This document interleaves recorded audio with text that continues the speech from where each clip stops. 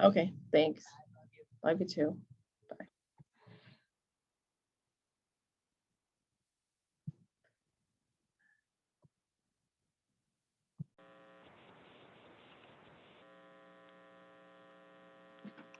I pledge allegiance to the flag of the United States of America and to the republic for which it stands, One nation, under God. indivisible, with liberty and justice for all. Will Town Clerk Busey please call the roll? Councilman Wolver, Here. Councilwoman Corbin, Here. Councilwoman Wickerhand, Here. Councilman Lang, Here. welcome. Supervisor Cusey, Here. We've got a little alteration to the agenda tonight. You know, the agenda is subject to change, and we will not have the attorney-client privilege estimated 30-minute session. So we can move into announcements, and I have two announcements to make.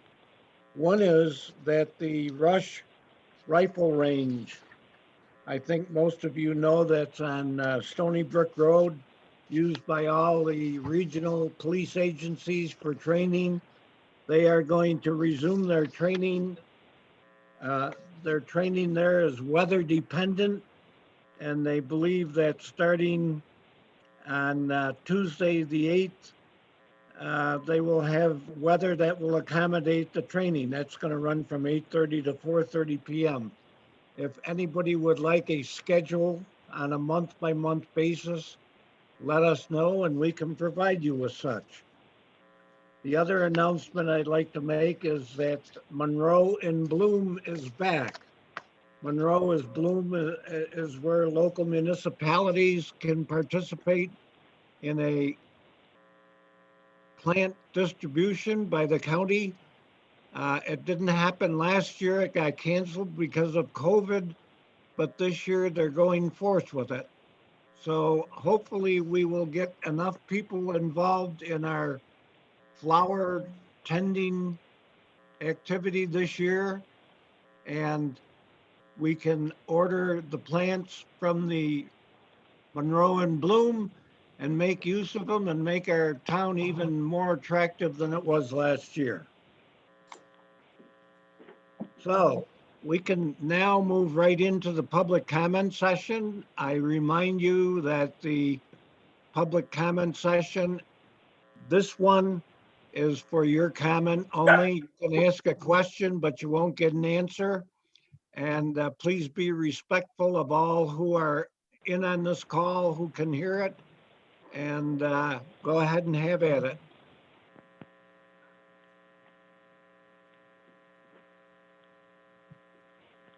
Supervisor, I don't see anybody that has raised their hand.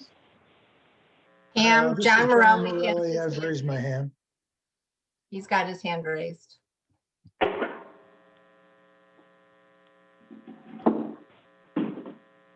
Could I speak? You can speak. Yeah, this is John Morelli from 535 Five Points Road. Just two things.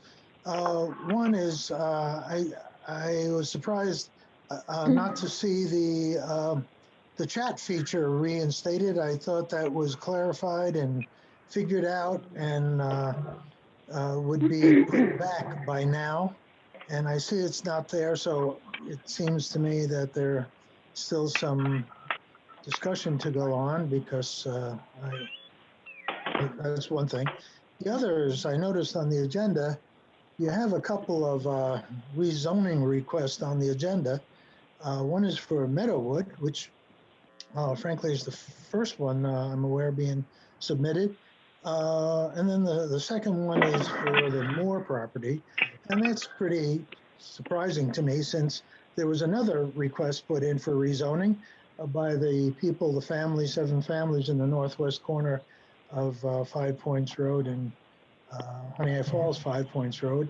And I know Mr. Mancuso has, he's made this announcement publicly that the town board is obligated to at least respond to people who put in such a request. I haven't received a response, nor has any of my neighbors that I'm aware of. And I guess I'm just a little confused by why you would be going there, going on to the next applicant without considering people who have been waiting for many months. That's all I have to say. Thank you. Thank you, John.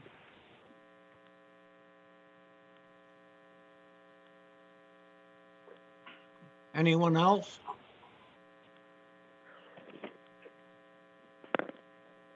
I don't see anybody else. Councilwoman Corbin, do you see someone that I don't? I do not. I went to the other screen. I do not see anyone on there, Town Clerk. Thank you for asking. Okay, then we can move on to the approval of minutes. We've got the organizational meeting of January 13th. Would anyone like to move that we approve? I'll move that we approve the organizational meetings of January 13th. Do I have a second? I'll second. Councilman Williver, Aye. Councilwoman Corbin, Aye.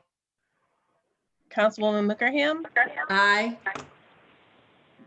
Councilman Lang, Aye. Supervisor Cusey, Aye. Moving on to the regular meeting of January 27th, 2021. Would anyone like to move to approve?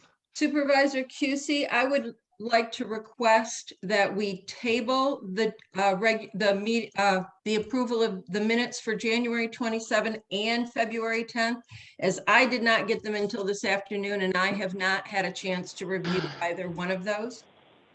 Understand.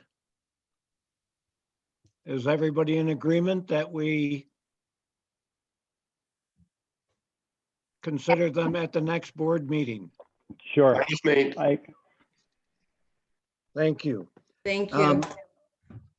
Now I see Councilperson Ryan there, and he obviously would like to probably get back to his rest and recuperation mode. So what we're going to do is conduct 2 items of old business and 1 item of new business so that Mr.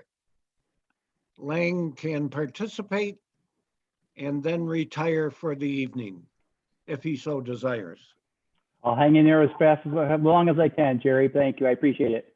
Well, But, you're very welcome. I'm worried about you because you look much thinner than when I last saw you. Well, I actually gained weight, but we're getting there. Maybe it's the half I can't see. Yeah. All right. As the previous speaker mentioned, we don't have approvals for rezoning. I just wanted to bring them back on the table and talk about them.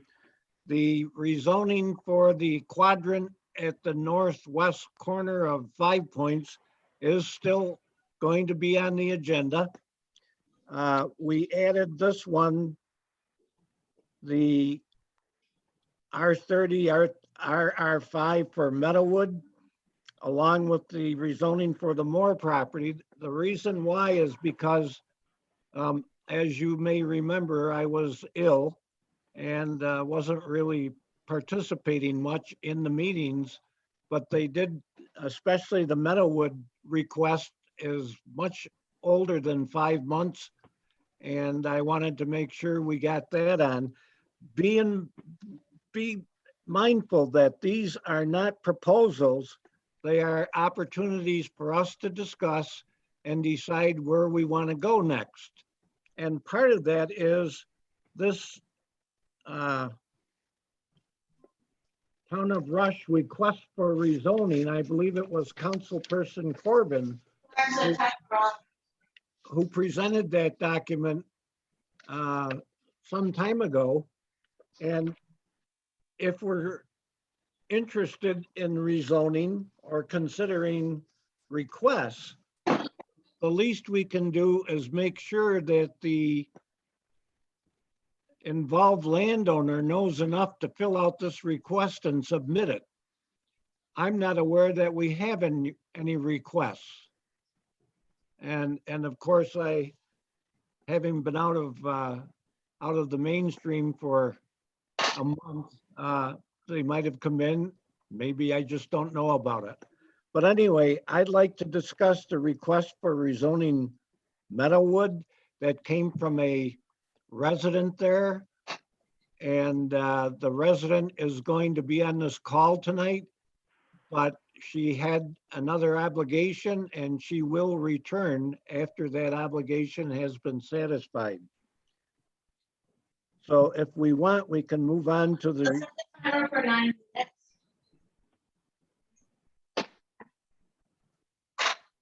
Somebody wanted to say something and I can't hear them. I think just someone has their microphone on, Supervisor. Oh, okay. Well, can we move on to the Moore property?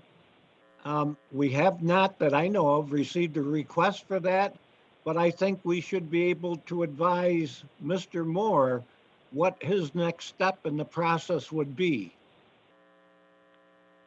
Supervisor Pusey? Oh, Go sorry, ahead, Amber. Councilman Wicker. Go ahead. Attorney Mancuso had sent us a few suggestions on the fee on the checklist that we had approved at the previous town board meeting. And I didn't know if we wanted to address those parts first, or if we wanted to address that part after we spoke. I don't remember seeing, and maybe it's because I had 32 emails from yesterday afternoon until today. From the fee, you said that Attorney Mancuso has recommended a fee, or? I'll be happy to read it to you. We got an email on February 11th at 5:47 p.m. Attorney Mancuso, is it acceptable that I read your suggestions? Attorney Mancuso? You are Sorry, I was muted. on mute. Let me pull that up real quickly. Bear with me 1 second. The current language indicates that the fee would only be charged if there is a referral to the planning board. I would consider rephrasing the provision to either one, require a fee upon making the request for the initial review, or two, require a fee upon making the request for initial review, but indicate that the fee would be refunded if the town board did not deem the proposal worthy of further consideration. And I think that was the last thing that we had to Yes, decide on our checklist. yes, that is correct. My rationale for that was that I expect even through an initial request that there's probably going to be some administrative processing and or time spent reviewing whether or not it should be appropriate to proceed. And so I just left that to the board to decide, do you want an application fee, regardless of whether the board wants to proceed with a rezoning or whether you want to have it refundable in some context. So that was just a question for the board. And we had not come up with a fee, which we should, since we're going to be giving these out to Mr. Moore and the Meadowwood and possibly the 5 Points. So I think that we should do our due diligence and make that decision tonight if we are ready. I agree with that. We need to move forward on this segment of business. And that requires making a decision. Okay. Now, I know for us, an area variance, it was $100. A use variance, this is zoning board, was $150. I don't know if there was an amount that we felt that was comparable to, or, I'm sorry, Councilwoman Wickerham, I interrupted you a couple of times.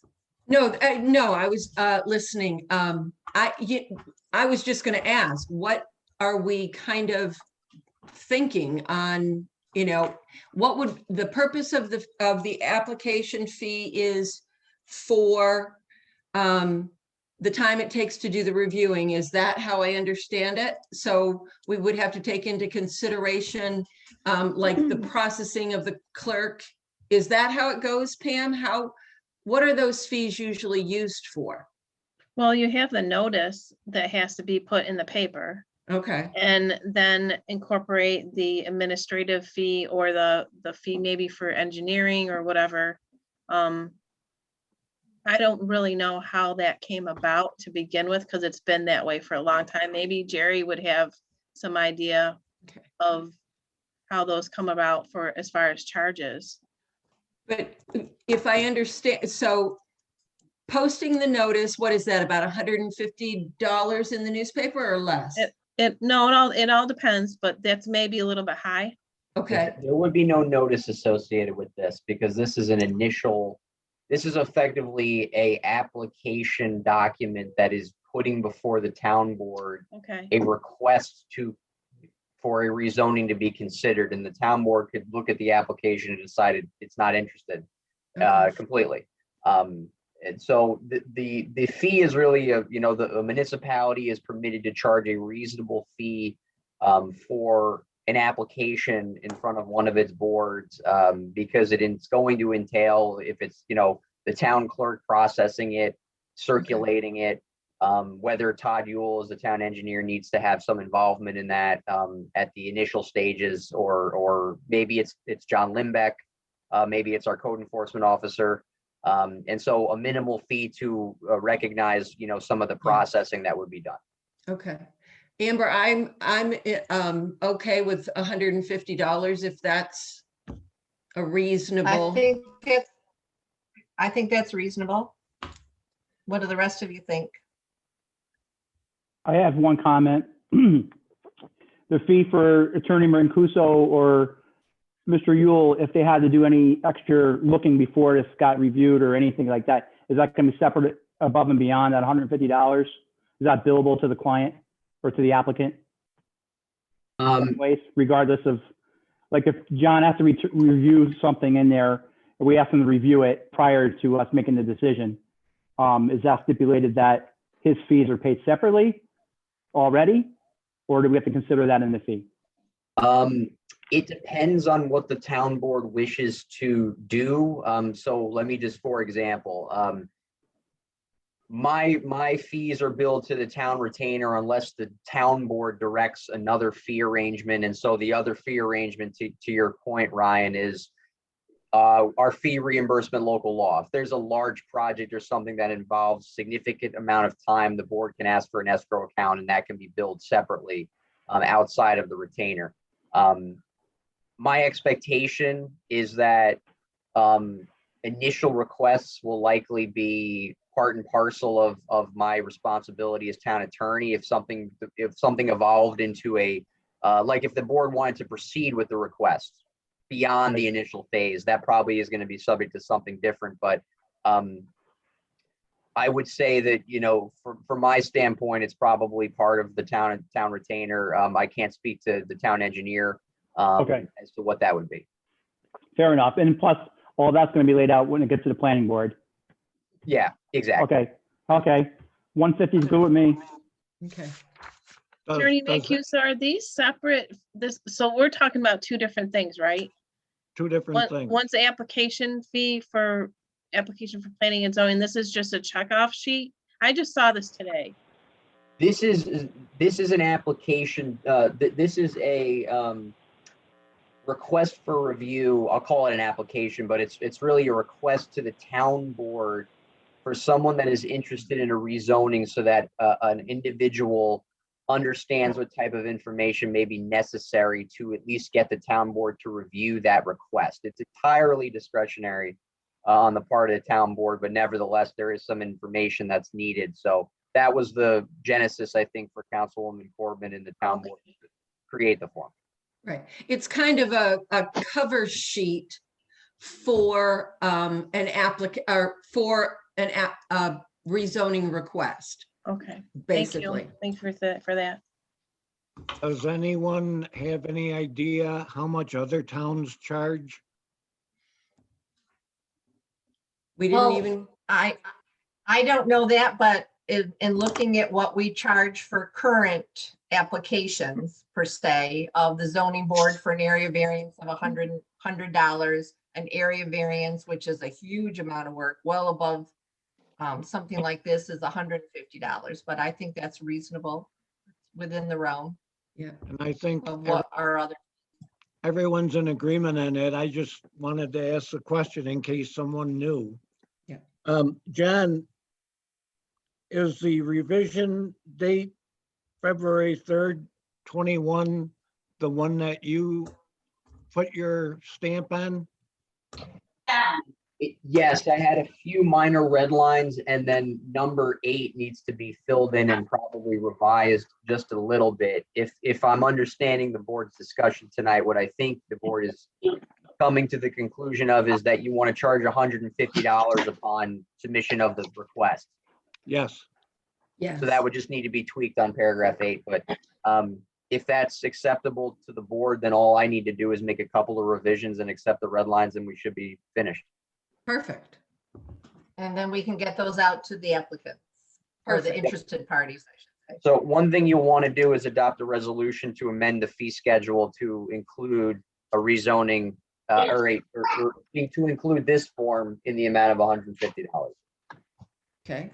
So I'll Pam, make, take that. I'll make a resolution to amend our Town of Rush request for initial review by town board for land development rezoning of parcel number 8 to be $150, as well as I believe it is number 5, the red line that we had put through there.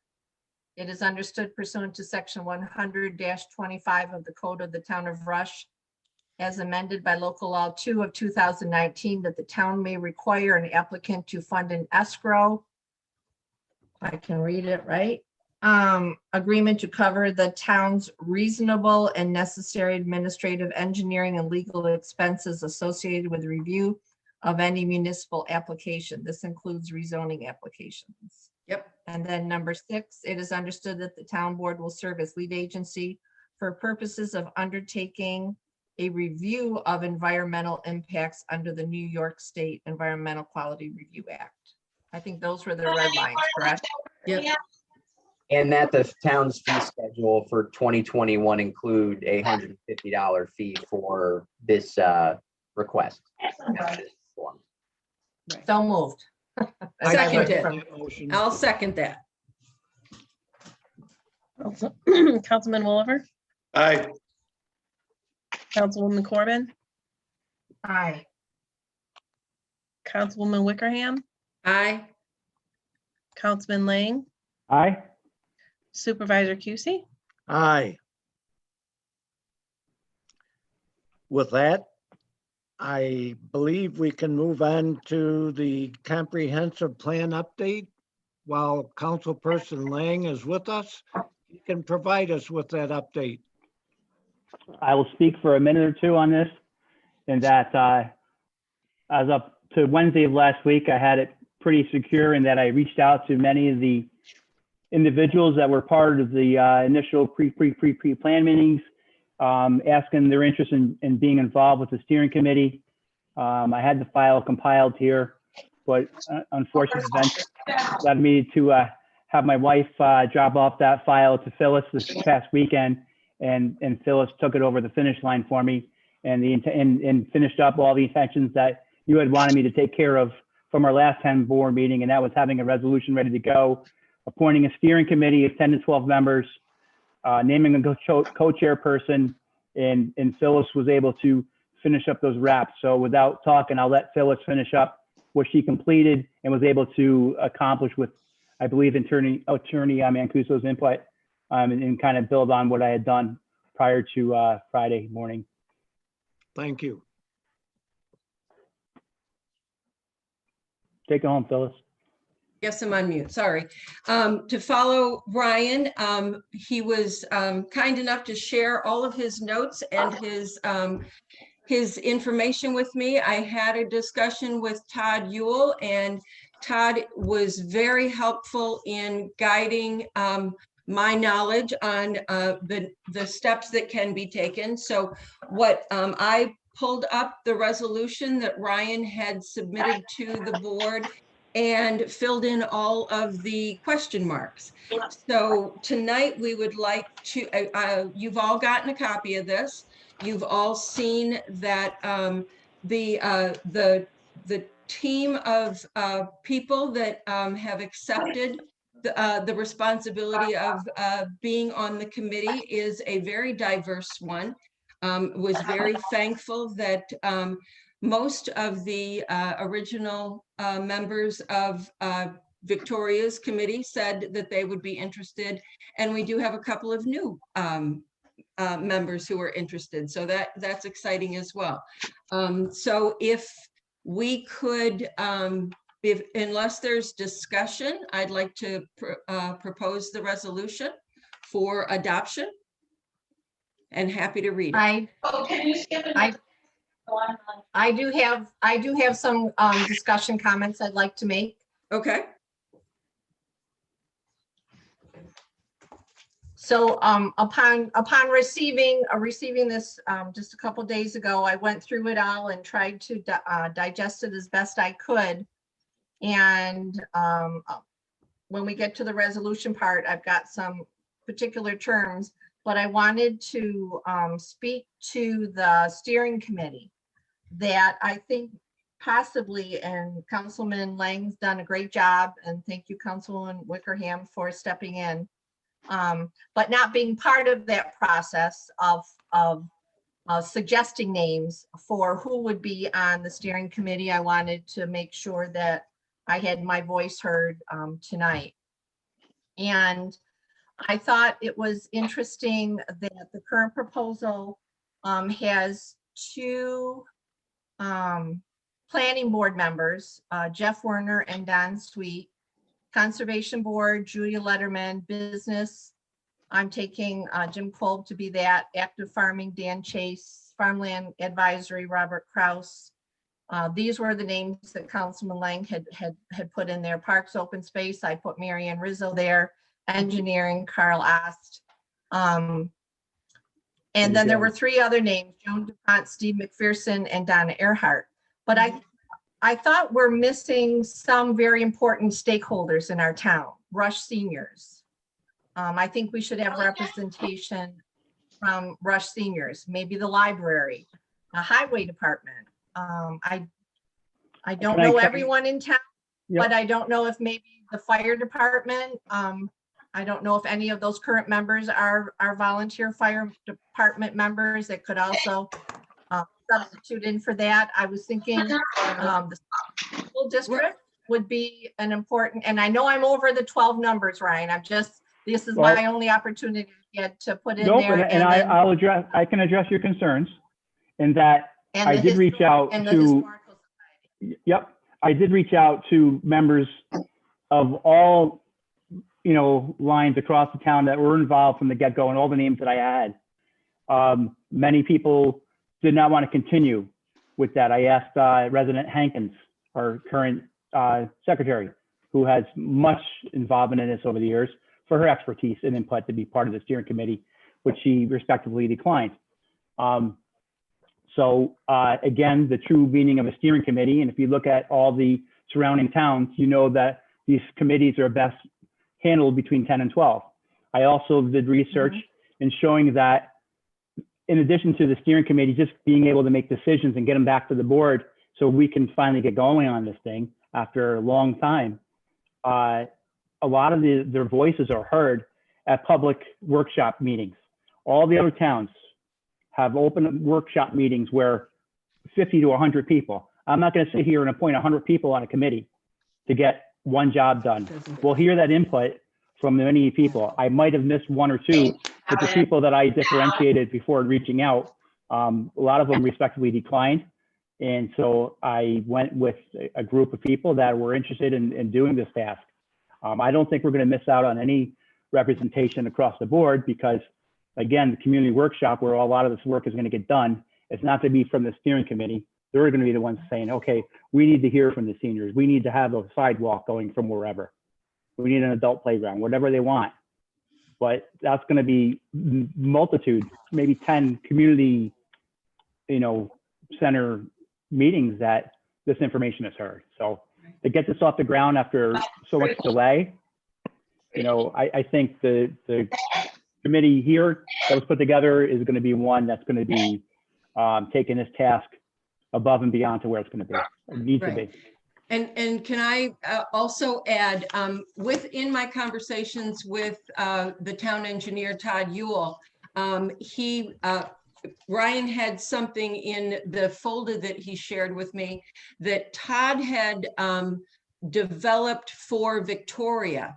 Victoria had asked for his input, and one of the engineers in Todd's firm has done some work with comprehensive plans, and they put a very detailed approach together that he had given to Victoria. So this was part of the information that that she had shared with Ryan. And so in that report, it suggests that a comprehensive plan committee of 10 to 12 people, but then as the process goes forward, that committee is going to be tasked with reaching out to the stakeholder groups as they put this, as they decide how to put recommendations and suggestions together. So those stakeholder groups will be solicited for input, probably 2 and 3 and 4 times before this is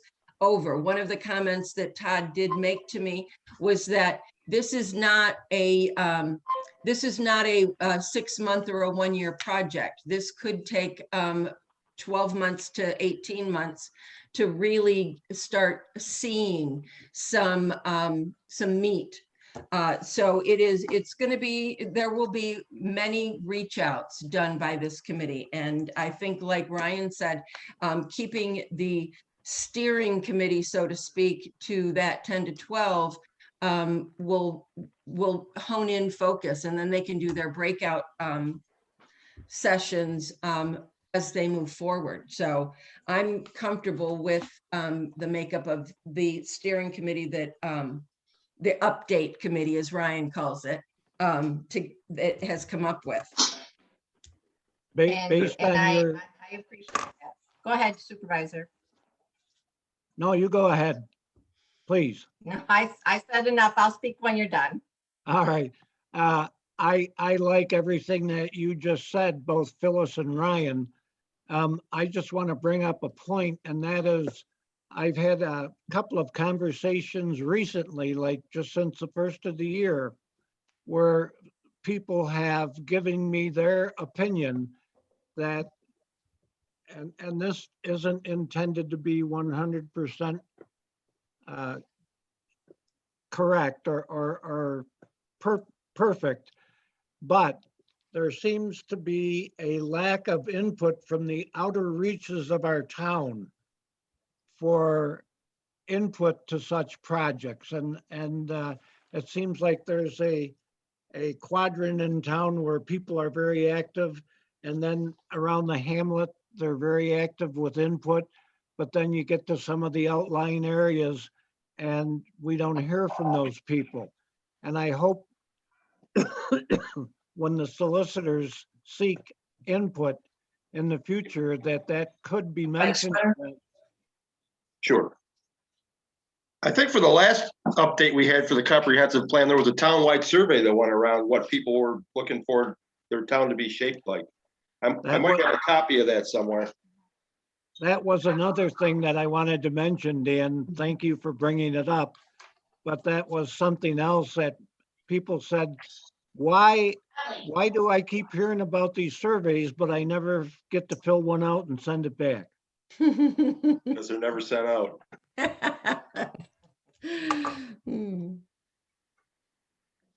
All steps, I'm sure the steering committee will take under advice and move forward with such task.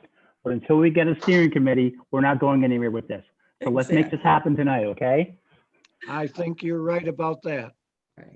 And I'm not trying to stop the steering committee from being formed, anyone. My comment was that I did not see these names until just a few days ago and have not had a chance to comment on them.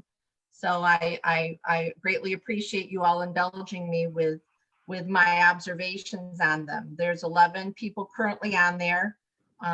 I don't know if they were all on the original group, so that means there's still one spot left if we're going 10 to 12. And I would like to see maybe the fire department or Rush Seniors have someone on there actively involved. Is it Phyllis is counting? How many do you see, Phyllis?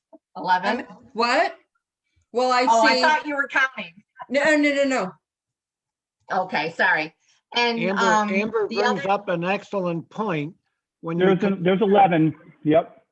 when you Yeah. consider Well, our thank you. demographics, our seniors are our biggest population, or they were during the previous census. And we certainly should do whatever we can to solicit their input. Well, Robert Kraus is part of the steering committee. And I know that, I mean, he's a longtime resident, he and Pat.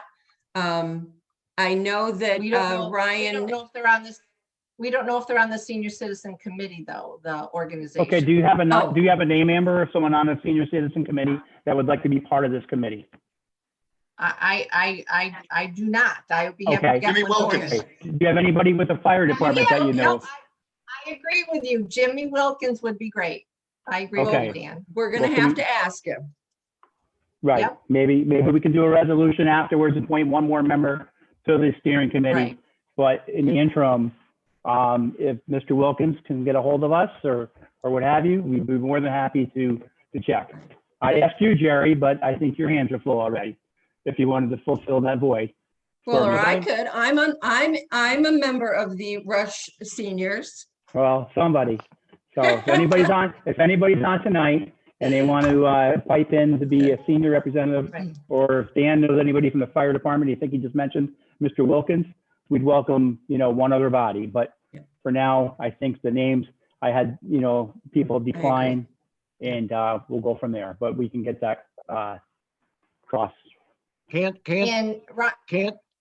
members, can't the organization of members be fluid? People can join in the future. We probably might have a couple of people withdraw in the future. Well, That's- we're going to have community, the vision. And if you follow suit with all the other towns, is that they have community workshops. And I'm telling you, the first one, you might have 25 additional people. The next one, you might have 50 people. You might take it one night over to the senior center meetings, when they can start again. So, there'll be a lot of opportunities to get a lot of input. And like Phyllis said, we're already, this is a project that could be take 12 to 18 months. So we're going to do it right, and we're going to get it right. Good. And we're gonna do it right and get it right with the town board doing our job. And one of those is the chair, co-chair. I see you've got 2 people selected for that. And I didn't know if we would be doing the interview process like we've been doing with anything else, or was there no one else that was interested in those 2 positions, Ryan? I felt it important to have a member, because typically, as you know, the lead member or the just single chairperson is typically a member of the planning board. And in this instant, we lost our planning board member that probably would have been had in this task out in 1993. That being said, we went to the next available town board member who willingly signed up and said, yeah, I'll take it on, Mr. Sweet. So Were all planning board members asked or just Mr. Sweet? I did not ask the rest of the planning board members, but I think Mr. Sweet, seniority wise, has the most time on that board after the 2 that were not coming back this year. So, Ryan, Oh, go ahead, Jerry. Ryan, will you accept a recommendation? Maybe, He's got his phone. maybe. Maybe. Do it right, start tonight. do it I'm right, for- start tonight. I'm for it. We've been putting this off way too long, and I did my job as a town board member, trying to get action done since I started. So worked hard on this. Probably close up my last artery. But, So, let's get it done. Still got a few. I agree. The last thing Amber's is, got another question. Yep. of course I do, CHA. I just want to make sure that we as a town board understand that anything CHA does is a cost. They Yes. do not have a retainer with the town. So We're- obviously a budget is very, very important. I just want the residents to know when they hear the resolution that there's no like maximum on there. It's just that he would be working with them.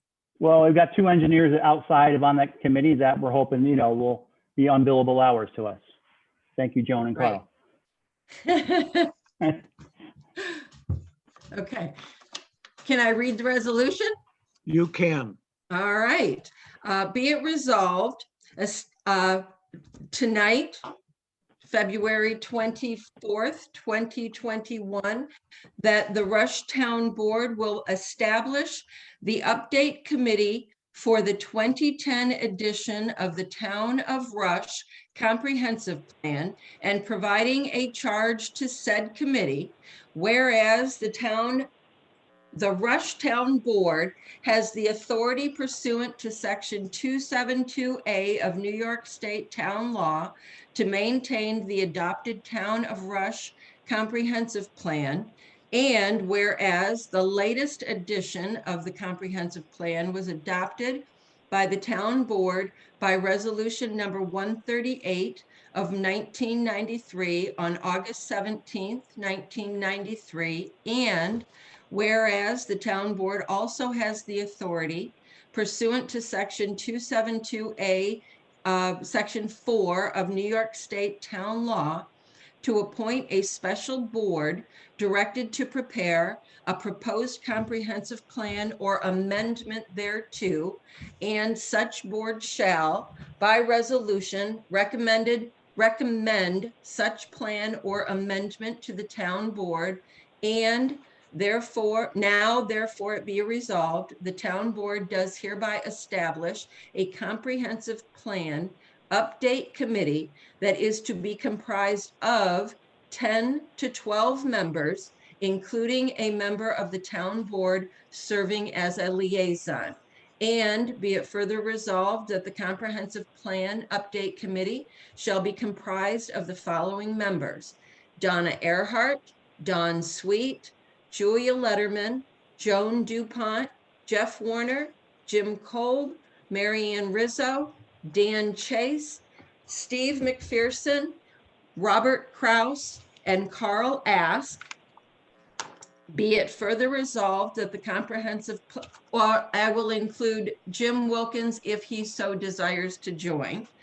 Be it resolved that the comprehensive plan update committee shall work directly with Todd Ewell in his role as town engineer in making various amendments to the adopted Town of Rush Comprehensive Plan for presentation to the town board for its consideration and acceptance, and for commencement of the official amendment process required under New York State town law. And be it further resolved that Donna Earhart and Don Sweet shall serve as co-chairs of said committee and shall be responsible for preparing meeting agendas, meeting notices, various updates to the chapters of the comprehensive plan, and provide periodic reports to the town board.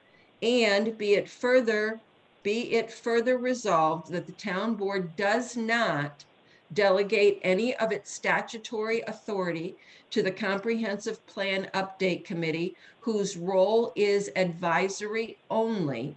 And be it further resolved that the Comprehensive Plan Update Committee shall be dissolved after the comprehensive plan has been completed as determined by the town board. Do I have a second? I will second it. Before you say, Pam, yes, Ryan, don't get mad at me. I have a question No. for Attorney Mancuso. In the third paragraph of whereas, you have the term a special board twice, but everywhere else in the resolution, it is the update committee. And I wanted to make sure we were being consistent with our terms. So in the third paragraph, whereas the town board has the authority pursuant to Section 272A Well, to appoint a special committee directed to prepare a comprehensive plan or amend thereto, and such committee shall, and I wasn't quite sure why the word resolution would have been there as well. So. So in we have the terms of word paragraph committee and 3, board. so the statute itself, under 272A4, specifically identifies this as a special board. That's how the statute characterizes it. Okay, The board that is being created is a special board under town law, but for purposes of many towns, they typically designate that as a comprehensive plan committee of some kind. That's the designation that's provided to them. So in the recitals, I just wanted to reflect that it was a special board because that's the statute. But when we move forward, so everyone in the community understands what we've done, it's the comprehensive plan update committee. So the special board is too general. okay, thank you. Yep. I'm done, Pam. Councilman Wolver, Aye. Councilwoman Corbin, Aye. Councilwoman Wickerham, Aye. Councilman Lang, Aye. Supervisor Cusey. Supervisor Cusey, you are on mute.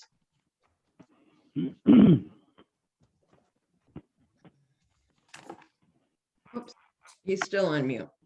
He's trying. He's gone. Pam, can you do it as host? Can you unmute him? Well, I can't even see him.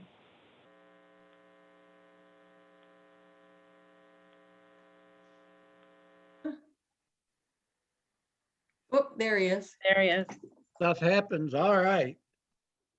That business is completed. I don't think I was muted before the end of it.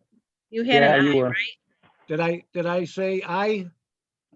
Did Didn't you? hear it. Did We you get did my not hear aye? you. You can't hear me now? Yep, we can hear you now. Now, did you say aye? Aye. Thank you. All right.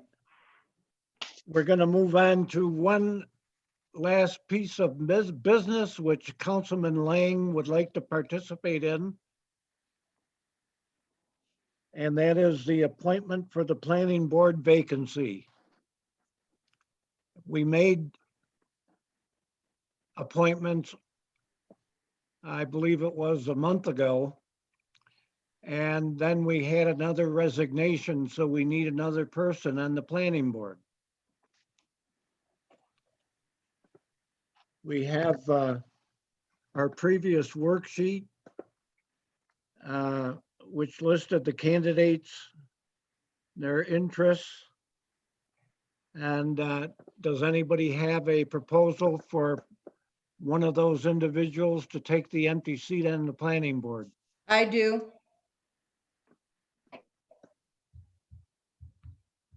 I do as well. Anyone else? Okay. Please submit your proposals for consideration by the entire board. Okay. Do you want to go first, Amber? Go right ahead, Phyllis. Okay. During our discussions, I think that we all acknowledged that there were qualified candidates to choose from. I had a great conversation with several of the candidates who are interested on being on the planning board. One of them came right to the top of my list. And I believe that with his extensive managerial skills, his interest in serving the community as a new kind of face, a new perspective. He's has a very strong skill set. He has grown up on a farm. He knows what a rural farming community is all about as far as personal experience because he's lived it, but he's also been for his career, most recently plant manager for a very large company.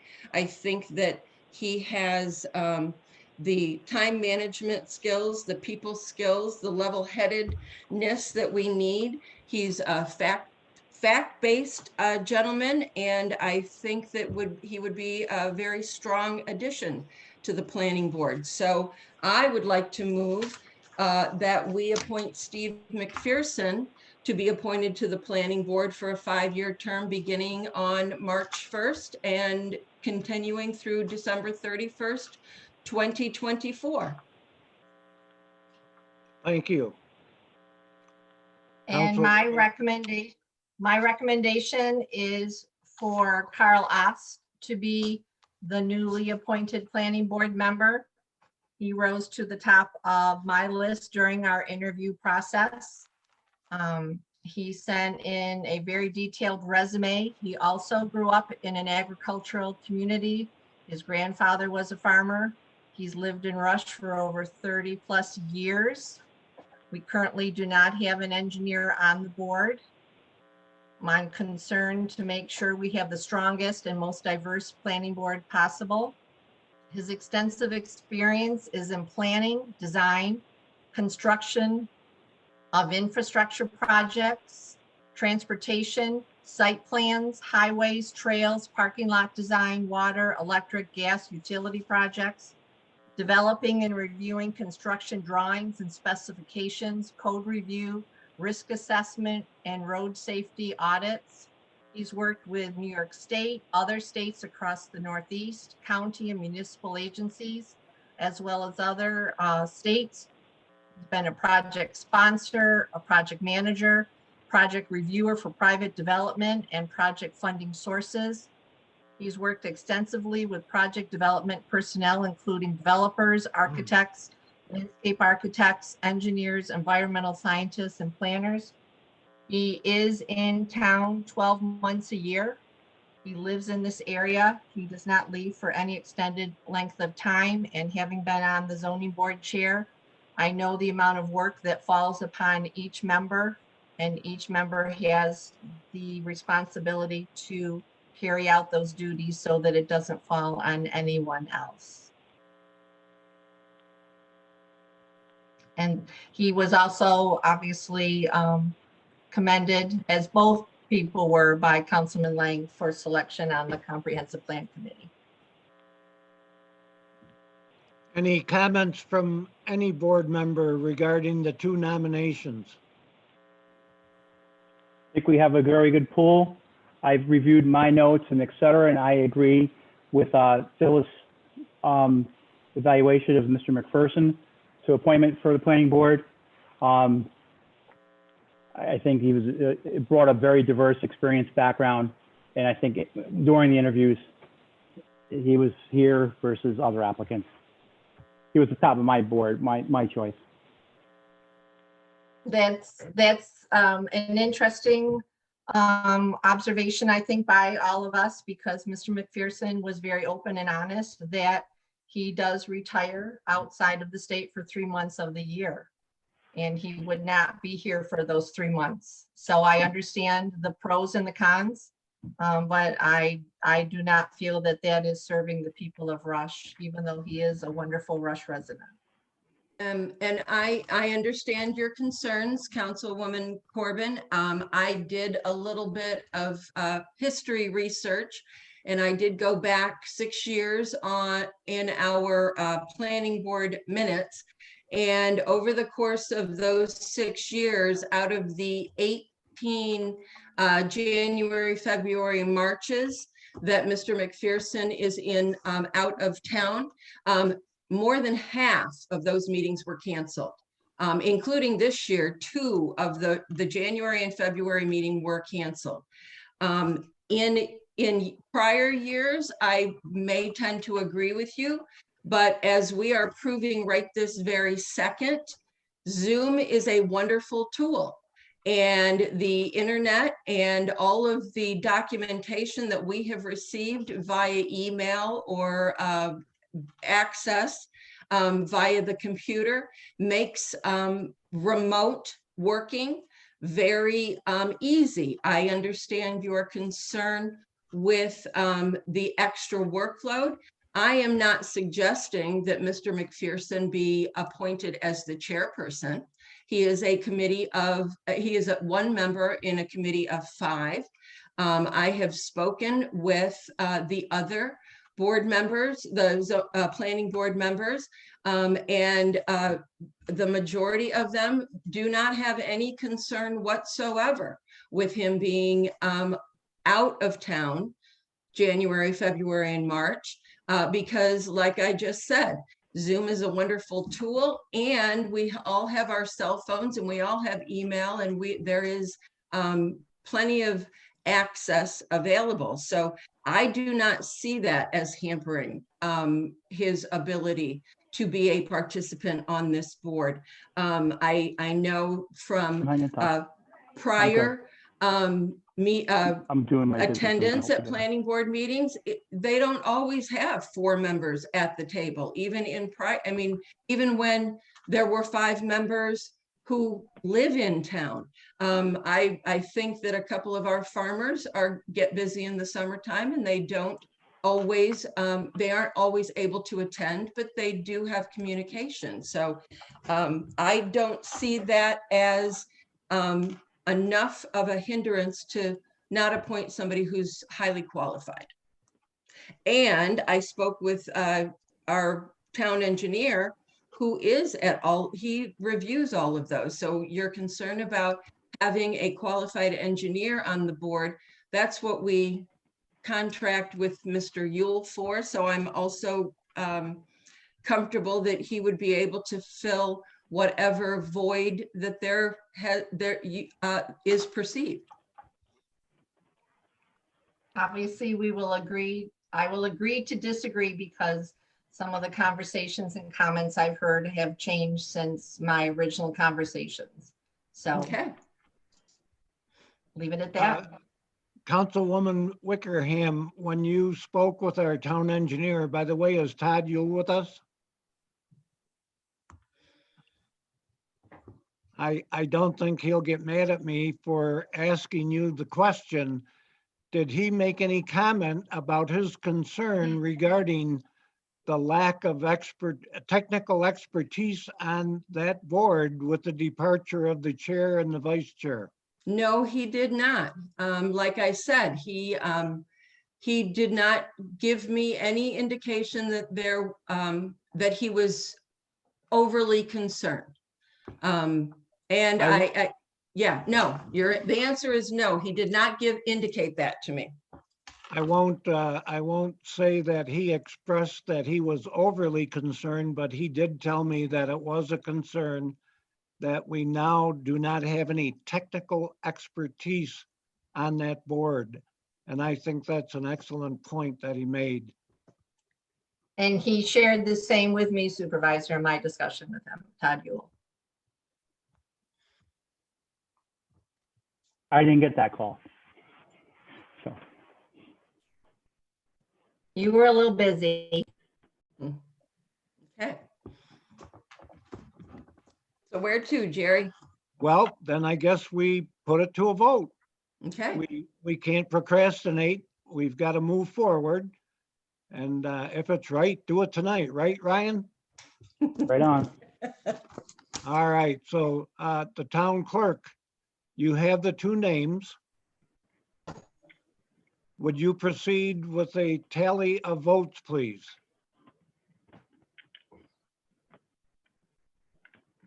Well, so Supervisor, I guess we should probably we can do this a couple of different ways. One member of the board can introduce a resolution for one member, and the board can be polled. Or if the board wishes to discuss informally and sort of take a straw vote in terms of a candidate, the board can do that before introducing a resolution. I guess I need a little more explanation about the straw vote. So the 5 of you could discuss the candidate that you wish to appoint, and based on that discussion, if a individual is selected, then a resolution could be introduced. Or if any member of the board wishes to introduce a resolution, they may do so. If it is seconded, then the town clerk can poll the board for the vote of the 5 members. Didn't we just have the discussion portion? Yep. We did. I have a resolution. Councilman Woolever did not speak, and obviously in the world of Zoom, once Zoom goes away and we're back in person, it will be a different world. And hopefully that's sooner than later.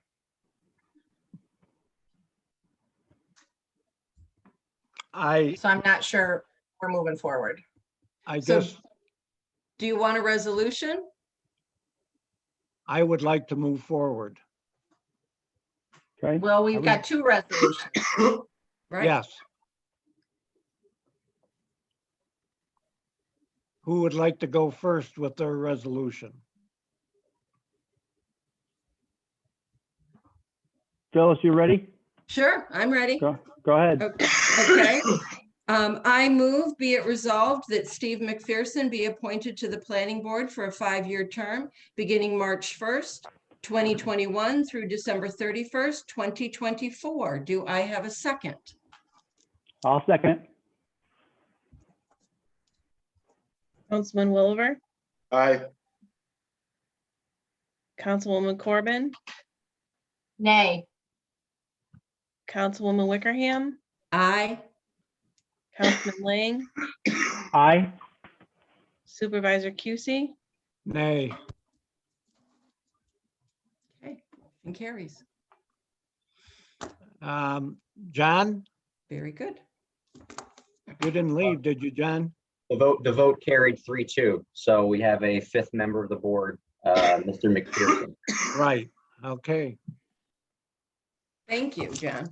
Supervisor QC, this is for a 5-year term, correct? So It would is it be correct. through 2025? Yes, sorry. I keep pulling up the wrong number. I'm sorry. Thank you. I just wanted 2025. the resolution to be accurate. Thank you. Okay. All right, Ryan, good night. Sweet I can- dreams.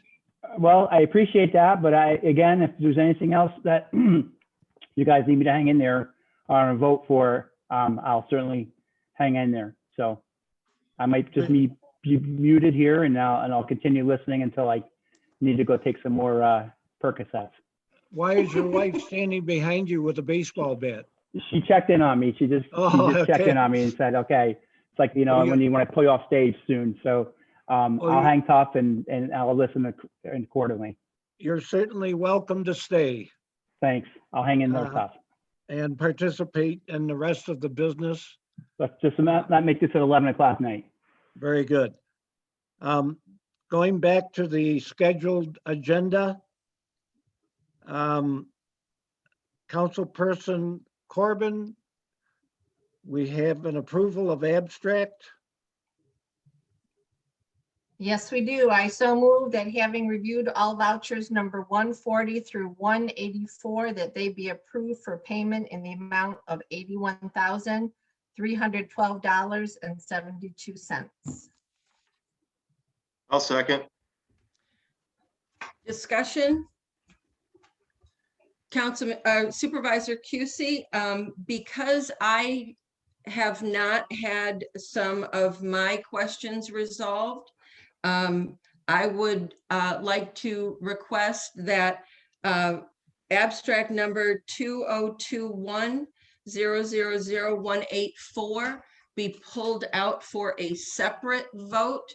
It is for $14,020 to the Zoglin Group. I do not have enough information to make a decision on this or a positive decision on this. So if it's all right, I'd like that one pulled out from the rest so that I can vote on it separately instead of holding up all the other ones. And I would like to share again that I have shared with Councilwoman Wickerham, and I will read again the information for the residents so that they better understand your decision. And I Yeah, the appreciate Zog- that that was the reason that we were supposed to have an executive meeting tonight, so that I could get more information from the firm, from the attorney, and I'm not comfortable I'll be happy- voting on this. I'll be happy to read it. That the application stage of the Article 10 proceeding began at the end, the total amount billed of $14,020, and the Department of Public Service, the DPS, has given me permission, this is from the town attorney, to apply the budgeted item for consultation with John Mancuso of $15,000 to the Zoglin Group fees, which serve the same purpose. I work closely with the Zoglin attorneys in the initial weeks of my engagement. And the amount of the $14,020 was budgeted for by our town attorney. It has been approved by the state, and it is all reimbursable. It is not taxpayer money by the intervenor funds. So I know that's what I had explained before, and I apologize if I'm not doing a good job. I understand. But this has been going down the pike for a few weeks now. We can obviously continue to do that. May I just, Or we can take may I seek one point of clarification? That's Gary Abraham, the town special counsel, correct? Correct. Okay, Correct, yeah. not the town attorney, not myself. I didn't want to have anyone confused by that. No, yours would No, be but 28,000. That's in rough. the intervenor, in the intervenor application, the amount that was budgeted for outside counsel Fair enough, yeah. was 15,000. It was already budgeted for, and that budget has now been expended by $14,020 out of the 15,000, and for fees rendered in response to the preparation from July to the end of December for the intervenor fund request, which the town of Rush, in its consolidation agreement with Residents United, was awarded 100,000 out of the 180,000. And for the residents' perspectives, the 180,000 is money that comes from Invenergy. They are required by Article 10 to put the $180,000 up to New York State for the purposes of municipalities using it. And so our application in our consolidation agreement, we were awarded more than the town of Caledonia. They received 80,000, and the town of Rush, because of the work that was done, was awarded 100,000. And again, it is all completely reimbursable. It is not, just similar to our escrow accounts that we do for Forefront and things like that. It all comes out of those funds. And as I've said, Councilwoman Corbin, my concern is that this $14,000 is for work done by the Zoglin Group for the Residents United to Save Our Hometown before the consolidation of their group and the town was approved. And that is my question, and my concern is why are the consolidated intervenor funds that were approved in October covering work that was done in July, August, and September? That is where I have reservations about. I don't understand why work done before is being charged to us now. And that's what I was hoping to get answers from Mr. Abraham about. And all I'm asking is that this just one item be pulled, to be voted on separately. That's all I'm asking. Let me say, and first of all, let me say that I understand and respect your angst over this, Councilwoman Wickerham. I don't have that angst, probably because I've been around with this longer. Because there's no one here who can convince you that we should proceed, I approve the pulling of this invoice so that out of courtesy to the other vendors, we can pay those bills in a timely manner. And I don't have a problem voting on this one separately tonight. But I just didn't want my vote on my concerns with this one to shadow my vote for the other vouchers. So I I'm just understand. asking that it be pulled to be voted on separately tonight. And I approve the Oh. pulling of this one invoice. So I Thank will you. reread that, and then hopefully we will be able to have our special session at a next town board meeting, so you can have those questions answered. I so move that having reviewed all vouchers number 140 through 183. Or do I say through 184 excluding 184? Pam, what's the best way to say it? That's the Through best way to say it. 184. Okay, Excluding. excluding 184. That be approved in the amount of, who got their calculators out real fast? Did anyone It do is it ahead of time? 67,292.72 cents. 67,292.72. May I have a second? I'll second. Councilman Wilver, Aye. Councilwoman Corbin, Aye. Councilwoman Wickerham, Aye. Councilman Lang, I'm gonna abstain. I didn't see him. I didn't get him. I was probably left off that email. Might have had a busy day that day. Supervisor Cusey, Aye.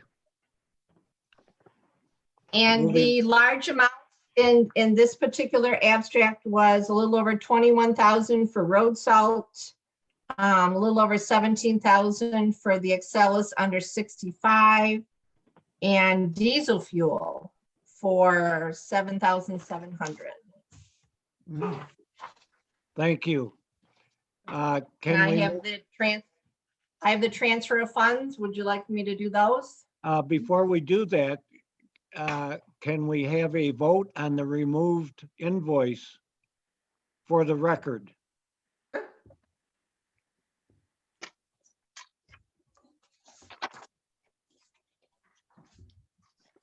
Councilwoman So- Corbin, are you gonna do that one as well?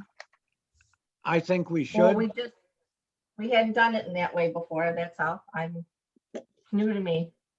Well, we could It's do new that. to me also. So if you could read that invoice. I'll be and happy to. We'll vote on that. Mhm. I so move, having reviewed voucher 184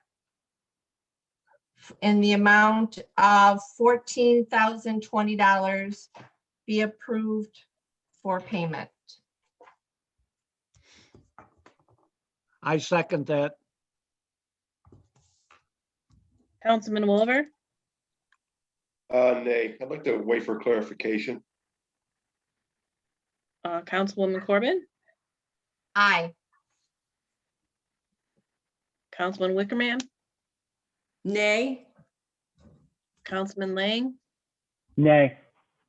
Supervisor Cusey, Aye. All right. Now, Councilwoman Corbin, you can do the transfer of funds. I'll be happy to.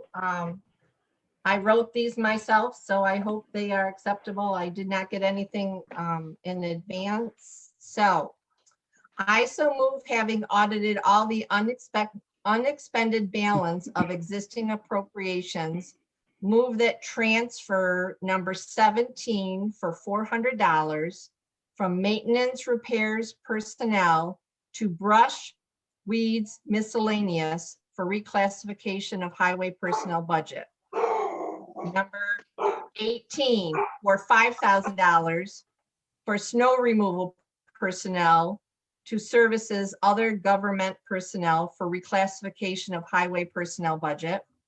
Number 19 for $1,000 from library contractual to library gas electric contractual for reclassification of library contractual. And number 20 for $18,600 from contingency to town clerk contractual 600, legal contractual 16,800, retirement contractual 1,100 for reclassification for end of year budget overages. That was for 2020. Thank May I you. have a second? Is there a second on the floor? Everyone's muted. Everyone's on mute. I'll I'll second. second that. Oops, sorry. Councilman Wilver, Aye.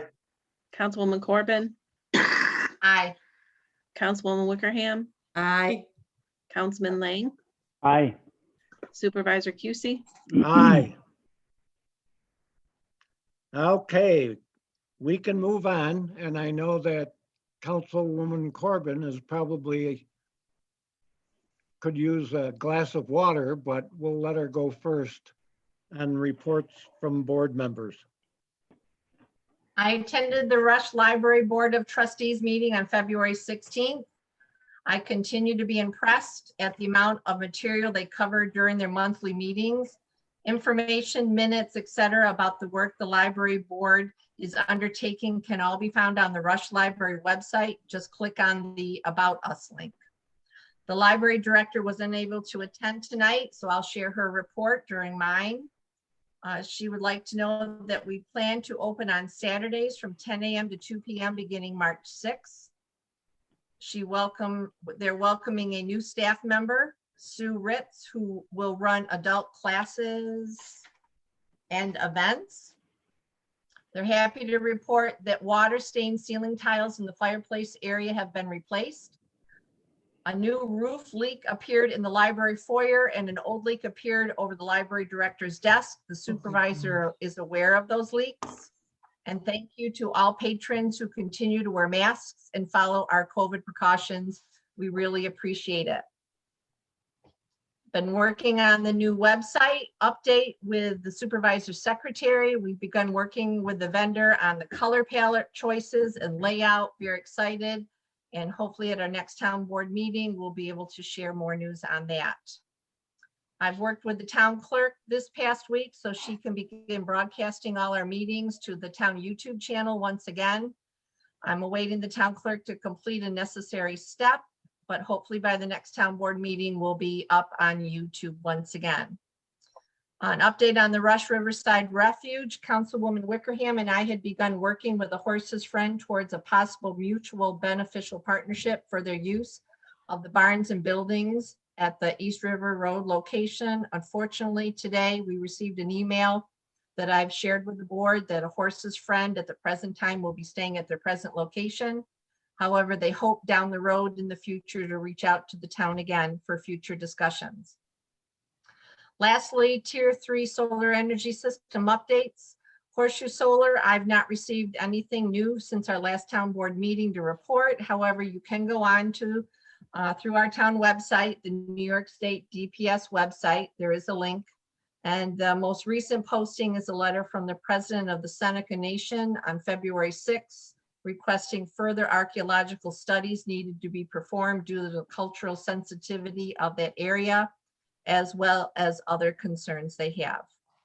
And lastly, the Helios Tier 3 solar project slated for the planning board agenda on March 6th at 7 p.m. This location is Honey Eye Falls number 6 Road. The meeting will be held via Zoom and a link will be on the town website. And again, the town clerk has posted all recent documentation that has come in for that project on our town website. So please read and review if you would like to. Mrs. Thank you, Corbin, Supervisor. Mrs. Mhm. Corbin, the date of the planning board meeting, is it the 11th or the 6th?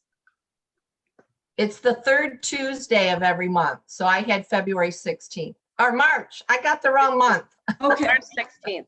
it's March 16th. I thought you said March- 6th. Okay, thank you. Oh, sorry. No. Okay, yeah. thank you. March 6th is when the March library 16th. opens.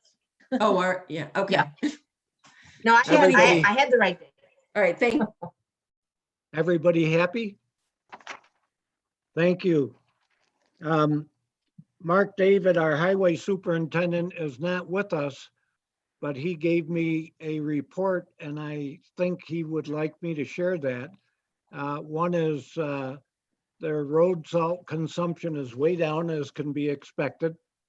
And he also gave me some excellent news, and that is for those of you who have kept track, we have been paying to have the mulch from our Stony Brook site shredded and hauled away. And because of some mulch world competition, we are no longer going to have to pay for that.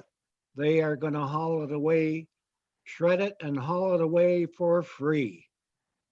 So that's a good sign in terms of the financials for the highway department. Is historian me with us? How Yes. about us? Did Hi, I hear? everyone. I really have no new updates, just kind of business as usual. Continued genealogy requests from all these people that are stuck at home during COVID, I think. I've definitely seen an increase there. And continuing efforts with the county bicentennial projects. So other than that, business as usual. Did you get a lot of positive reaction to your request to have debris moved from the creek for pictures? From the county? You mean to do the project there? Or Uh, from the town? From the town? No, I haven't heard anything. Okay, thank you. Anything else? Nope, that's it. Thank you. Thank you very much. How about our assessor, Minio? All right. Councilwoman Wickerham, do you want to update us on your board activity? Sure. I actually, on committee activities, I had a very nice face-to-face meeting with Steve Schultz, the supervisor of the town of Henrietta, on Monday regarding the waterfront revitalization project. Steve was able to bring me up to speed on where we're going from here. An advisory team has been put together for this project. We will be working with a consulting firm, EDR, to put this proposal together. The advisory team members are made up of very different stakeholders. According to the state or the federal regulations for these types of proposals, they want a variety of stakeholders on the committee, but they also are advisory team, they're calling them. But they don't want it to be so cumbersome that no work ever gets done. So they've limited it to 10 to 12 members, very similar to what we're doing with our comp plan. And Steve has been working this past several months to make sure that several different stakeholders are represented. And the project proposal area will include not only the Genesee riverfront properties, but also part of the town of Henrietta request is going to be including the canal over near where the JCC is along the Brighton Henrietta town line that the canal is on. So they're hoping to include that as part of their project plans. But so the Riverton Association Community Association has a member on this advisory team. The Genesee Valley Railroad Museum, the New York Transportation Museum, the Rush Recreation and Park Association, the RH Rotary, Monroe County Fair Association has been asked if they would like to participate as a stakeholder.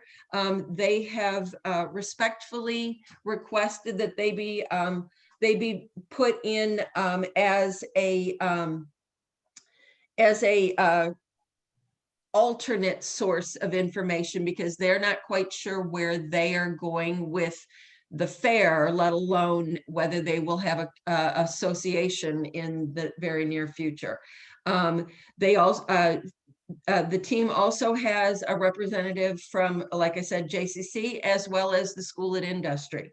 The alternate source of information will be used as the plan gets put together. It's kind of going to be like breakout teams to study each area of the waterfront proposal, which I'm very excited to be a member of the steering team. So Steve Schultz, Craig Eckert, who is the deputy supervisor in Henrietta, and myself will be the steering team for this advisory team. There is a financial obligation from the town of Rush for a total committed by the town of Rush was $6,250. Part of that will be in-kind service. Part of that will be cash. Part of the in-kind service, and I mentioned this to Jerry the other day, that Supervisor Schultz said that one of the members that needs to be included as part of our advisory team is the town of Rush recreation director, because part of her salary is being calculated as in-kind service for out of our $6,250 obligation to them. And the way that the project was set up is that the town of Henrietta is the lead agency, and they have partnered with the town of Rush so that all of the financial obligation, all of the billing will go directly to the town of Henrietta. They will pay the financial obligation agreed to, and then they will bill the town of Rush for its portion. It's the town of Henrietta is obligated. There's a 75-25 for this grant money. So we will be paying our portion through a bill to the town. Next steps will be to convene the advisory team for monthly meetings. Craig Eckert will be facilitating those meeting dates. And I'm looking forward to getting started on this. Supervisor Schultz has said that what he's heard from the state and from the federal agencies that we'll be dealing with is that usually these projects take 3 to 5 years. His game plan is to have at least the proposal in front of the state for evaluation by within 1 year. 1 year, 18 months at the very most. So he wants to fast track this and get it going. So that's one good thing I really like about Steve. So anyways, I will keep up to date on what we're doing with that group on a monthly basis. And then the only other things that, I mean, I've been very busy, but a lot of it has to do with just trying to take over for Ryan while he was laid up, and I'm going to be happy to be able to hand some of that back. But last week, Ryan and I both attended the Associations of Towns annual convention / training, even though it was on the internet only, but what a wonderful tool Zoom is. So I am part way to earning my credits for certified in the Certified Town Officials program. And the workshops that I attended mostly were revolved around financial toolkits, financial condition analysis, managing budgets during times of fiscal stress. The second day was a little bit more interesting, not so much financial, but how to manage the challenges in a digital age. And our website is a prime example of that. And they gave some suggestions on how to manage data, and one actual website that they shared with us that might be a good tool for us to look into and just get some ideas. But I also talked about, also learned about local laws and how really they change, but they don't really change that much.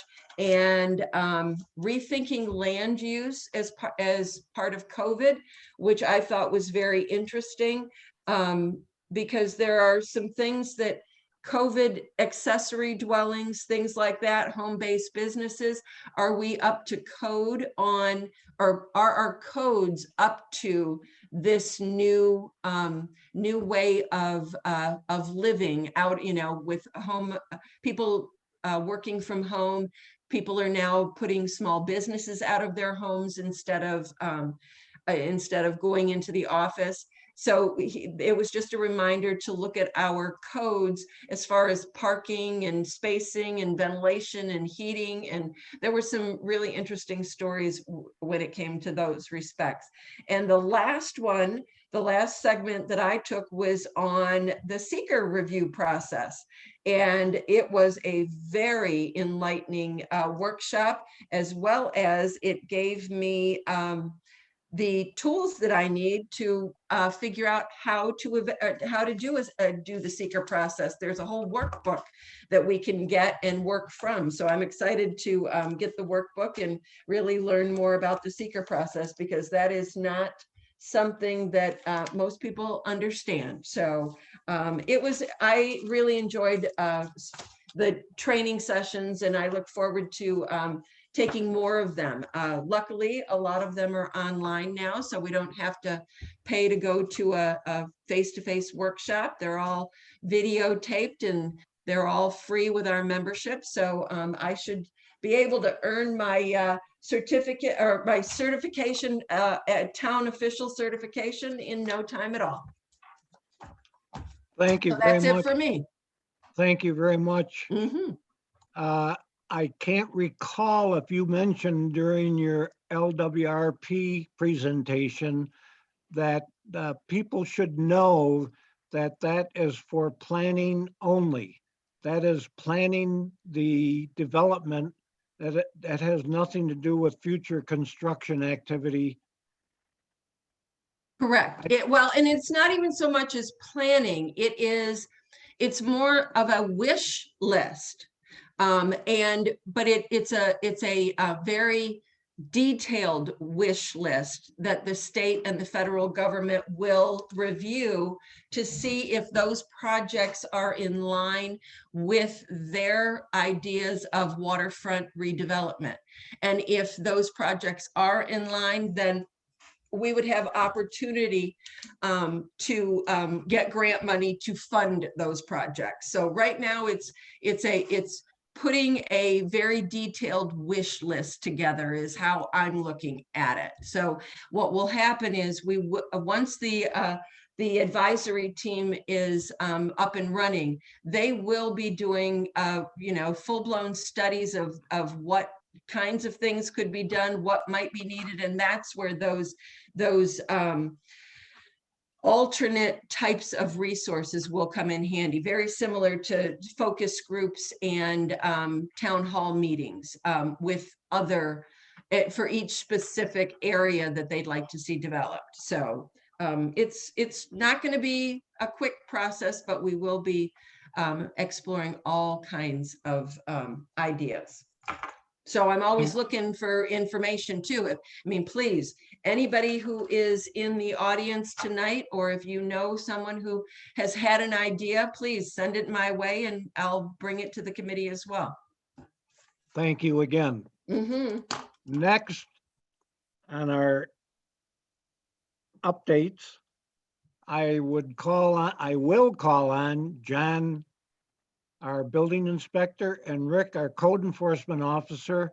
You guys can pace yourselves and go in whatever order you feel is appropriate, but I know you're eventually going to get to a proposal which you both support.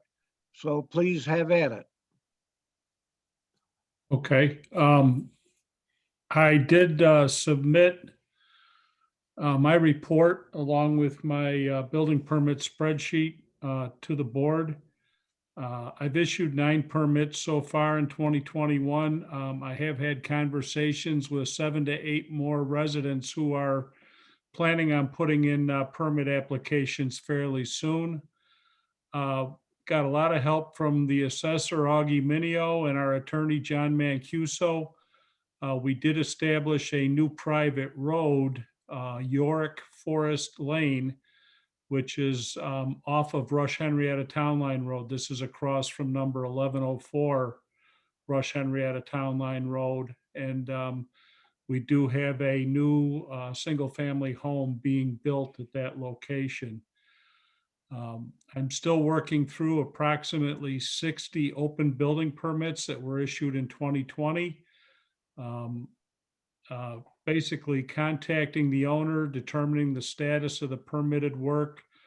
In a lot of cases, it's stuff where people have never called for a final inspection. So I'm conducting inspections, issuing the appropriate certificates, getting the copies to the assessor where they need to be, and just getting those all closed out so they don't carry over into the next year. I have had several calls from the town of Elba in the last month. They're looking for information on how the town of Rush is handling the solar process with Forefront, as they have an application themselves with Forefront right now. It's just been very general information that I was happy to assist in giving them, just as I got a lot of information from other towns when I was looking into, how they dealt with the solar projects. Councilperson Corbett and I met earlier this week. We discussed several aspects of the Forefront solar project.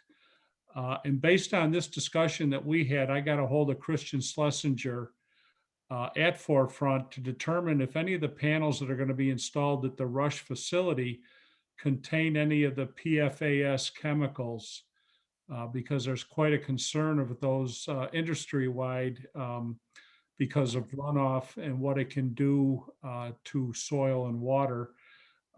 Christian got right back to me and provided me with information that showed that the solar panels will be receiving, do not have any PFAS chemicals. And he also provided a list of several other chemicals that have industry-wide concerns that are not contained in the panels that will be installed in Rush. I'm going to be working with Rick Tracy to identify safety hazards that can be associated with the battery storage facilities.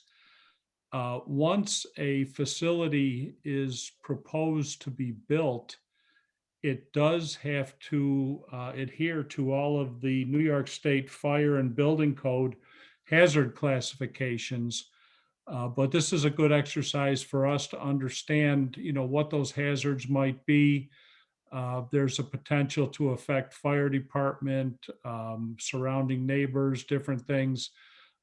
So again, it's very prudent for us to understand what these hazards are. I don't know if there's any questions or any comments from any of the board members. Be glad to answer those if there are.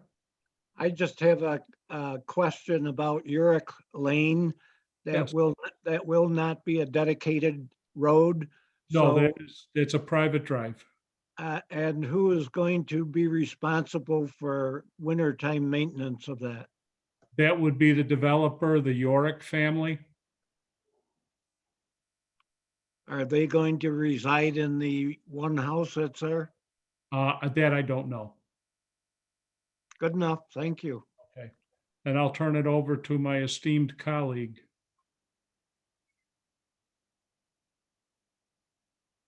Good evening, everybody. We are working on a couple of code issues, which I won't discuss in the public meeting, but if anybody has any questions about from the board, I could certainly talk about offline. But the biggest thing that I'm working on right now is the required public employees health plan.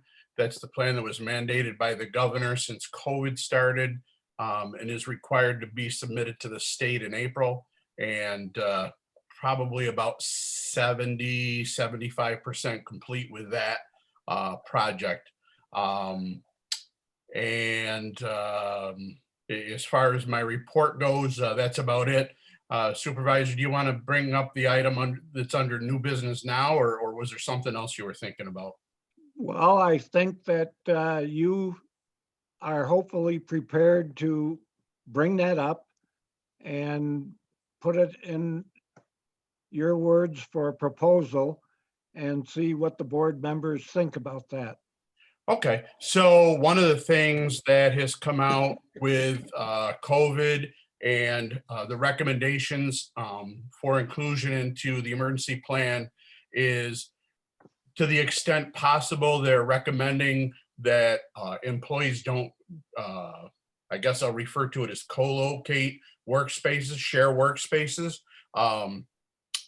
Clearly, there's instances where there's not any choice but to do that. So currently, and for as long as I can remember, and probably forever, I guess, the building inspector and the fire marshal have shared a workspace. In addition to the recommendation, it's also kind of a logistical situation too.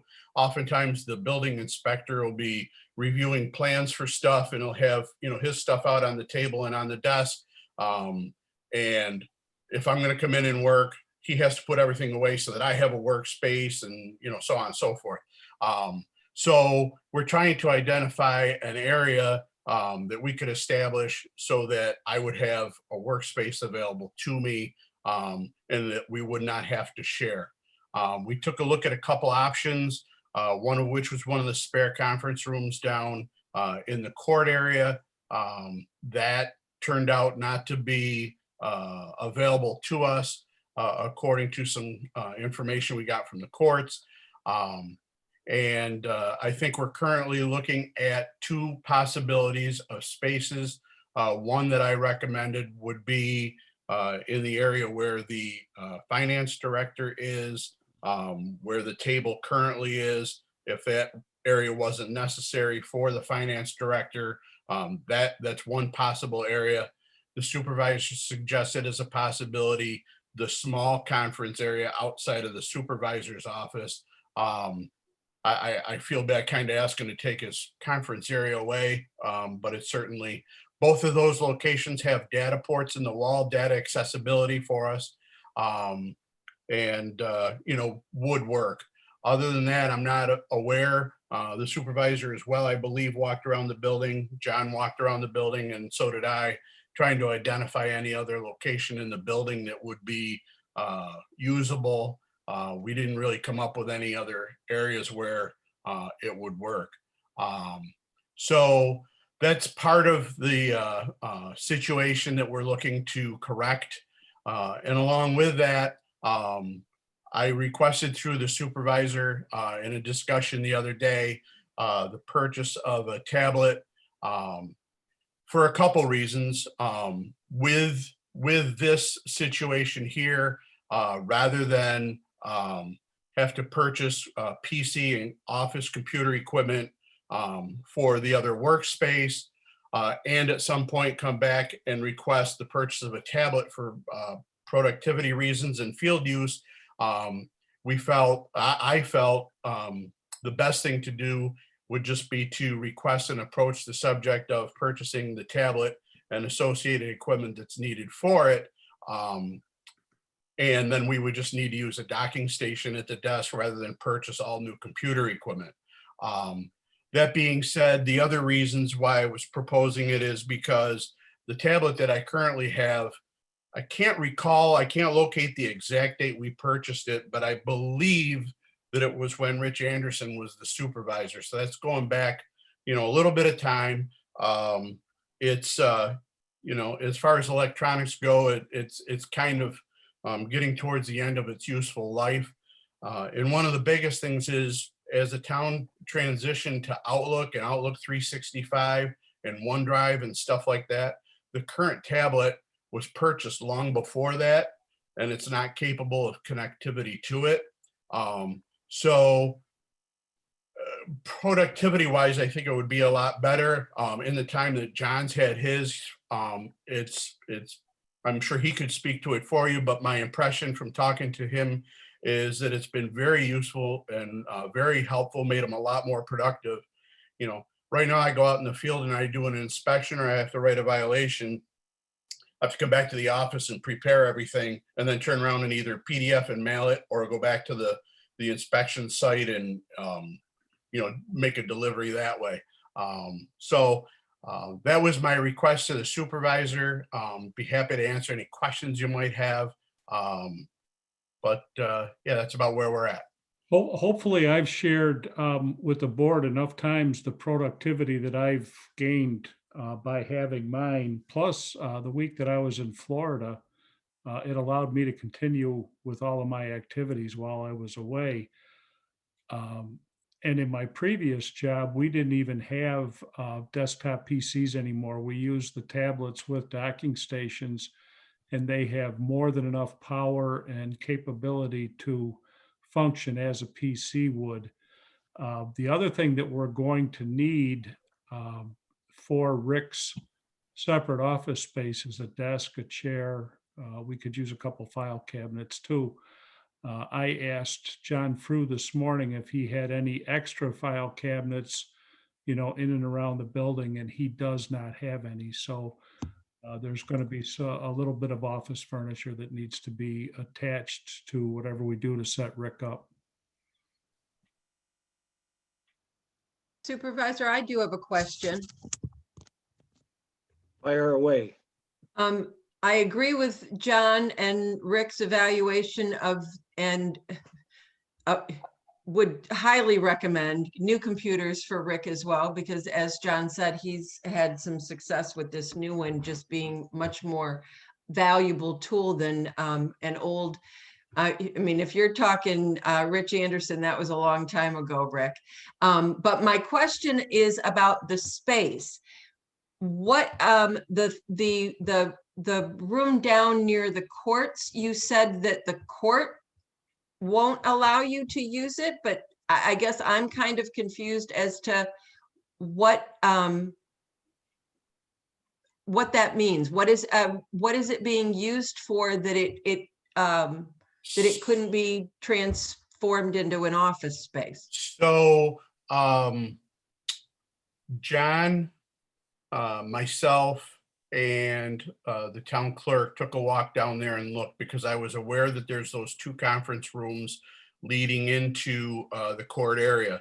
And my understanding is that they go largely unused most of the time. We did present that thought process to the supervisor. The supervisor, I'm not sure who he communicated with. He could let you know. But the email that I received in return that I was copied into basically came from the court, and it had something to do with, and I wish I had it right in front of me to read to you, but it was basically about the separation of the administrative function of the town and the judicial function of the town, and that my words, commingling of those two in that area was not appropriate. I'm not an attorney. I'm not trying to be the attorney, but I don't know. That's what was said back. That was what was reported back to us. And then there was another communication from the court that basically said they intended to begin utilizing those rooms in mid-March, and that I could certainly use that area on occasion, but I would have to be in a position where I could vacate on a moment's notice. That was what was communicated back to me. Okay. The original intent of those rooms are for attorney and client conferences, if you will. I guess I'm confused then, when is court in session and when would those rooms be used? Are they used, or is court in session during the day, or is court in session at night? Pardon?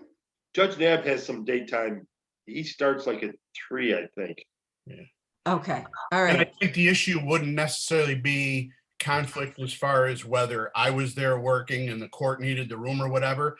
It would just be if my stuff was in that room, if it was converted to an office, it would no longer really be available for use for the attorneys and their clients to meet. Okay, I can't answer you as to how often they would need both. There's Okay. two of them there. okay. I don't know how often they would need both of them. I don't know that. I can't speak for the court's needs.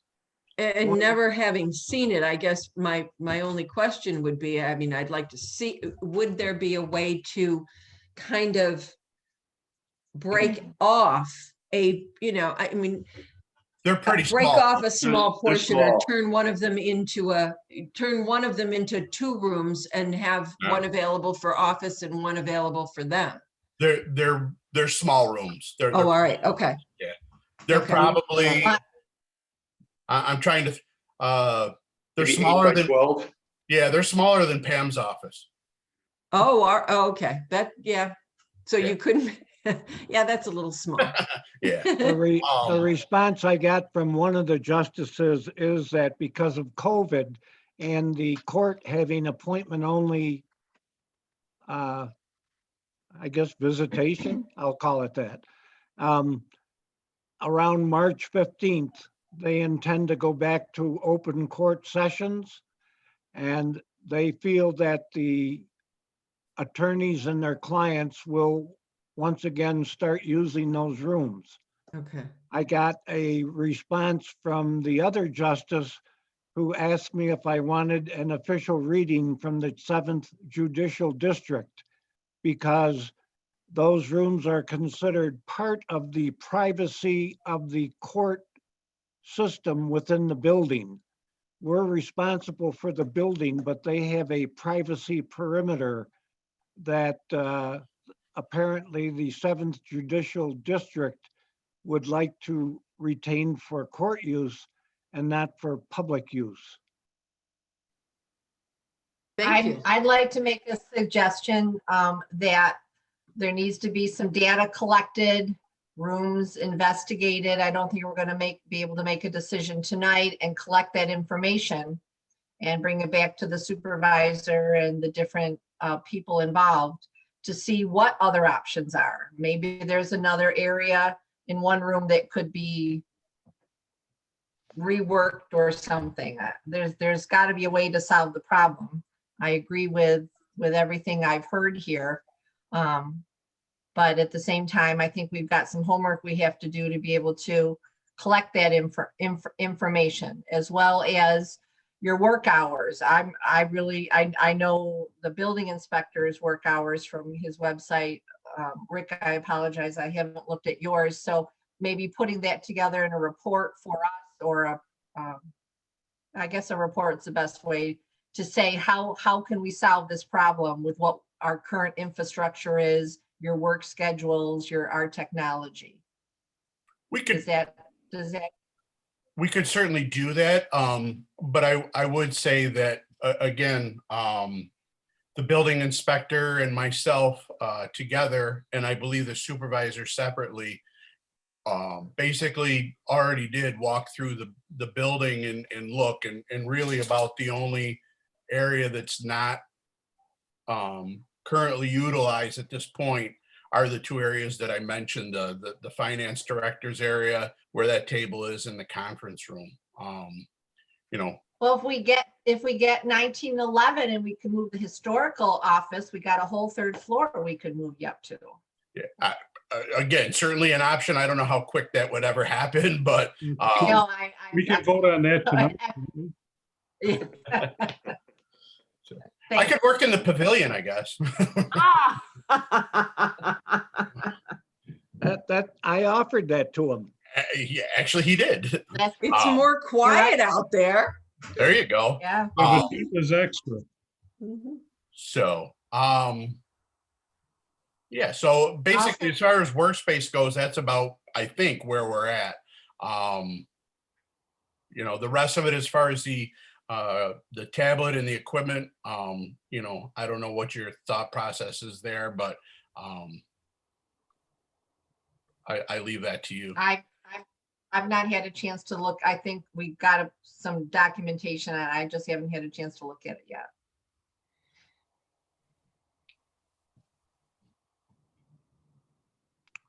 Phyllis, are you speaking or I don't hear you, but I see, no, okay. Any other comments, questions? Yeah, one. Rick, you got a price and a unit picked out? We looked at what we spent on John's, and it was Well- it was in the area of $2,100, $2,200. But we were also looking at because it was going to be the primary workstation, the purchase of a docking station and a monitor. So what I had proposed to the supervisor was not to exceed $3,000. I don't think we'd be at 3,000, but that's what we estimated not to exceed, given the addition of the docking station and the monitor and possibly a printer. Okay. Okay, so the results of this discussion are going to cause Rick to go back, do an inventory of possible spaces, document them, document the cost of the electronics, and come back to this board and make that presentation. Sounds good. Okay? All right, thank you, Rick. Thank you, John. You're welcome. And we can now, oh, I thought Dan Woolhaver, oh, there he is. Dan, do you have a report? I attended the fire commissioners meeting. They're working on a battery moratorium. Well,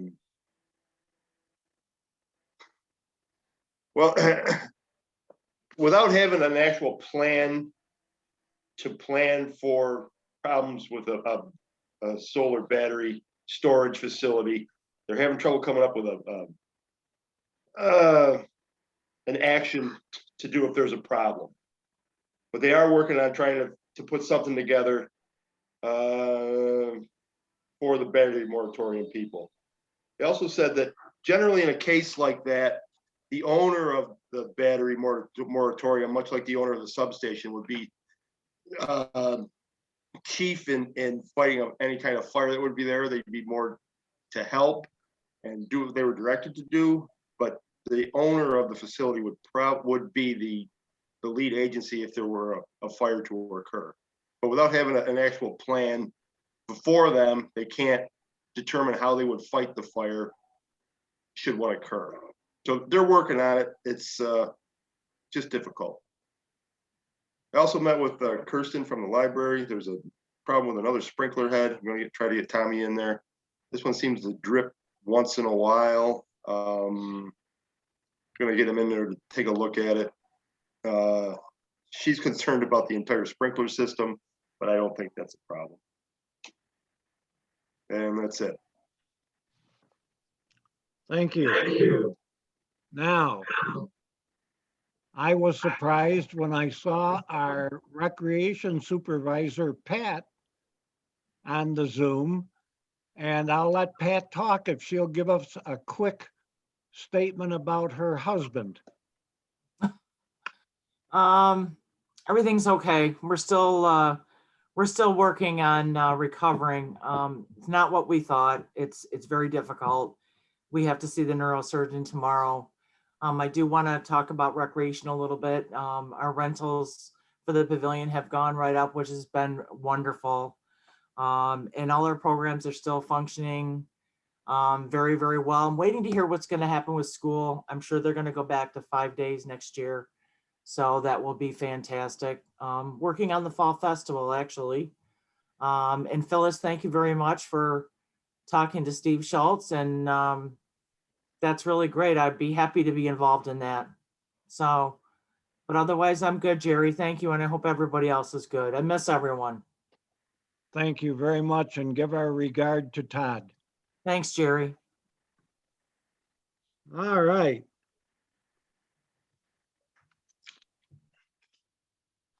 Town clerk, do you have a report?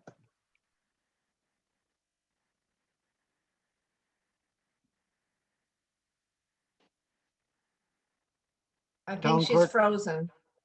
I think Town she's clerk frozen. Oh, Busey? no, there she is. No report. Okay, how about Attorney Mancuso? Do you have a report? No report. No report. That works. I don't think we need to go into a discussion of rezoning the Moore property. I think that our discussion about Meadowwood pretty much covered that. Would everybody agree?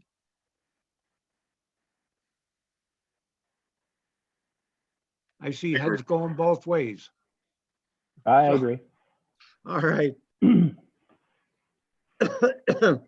The next thing I have on the agenda is the Tree City Ordinance.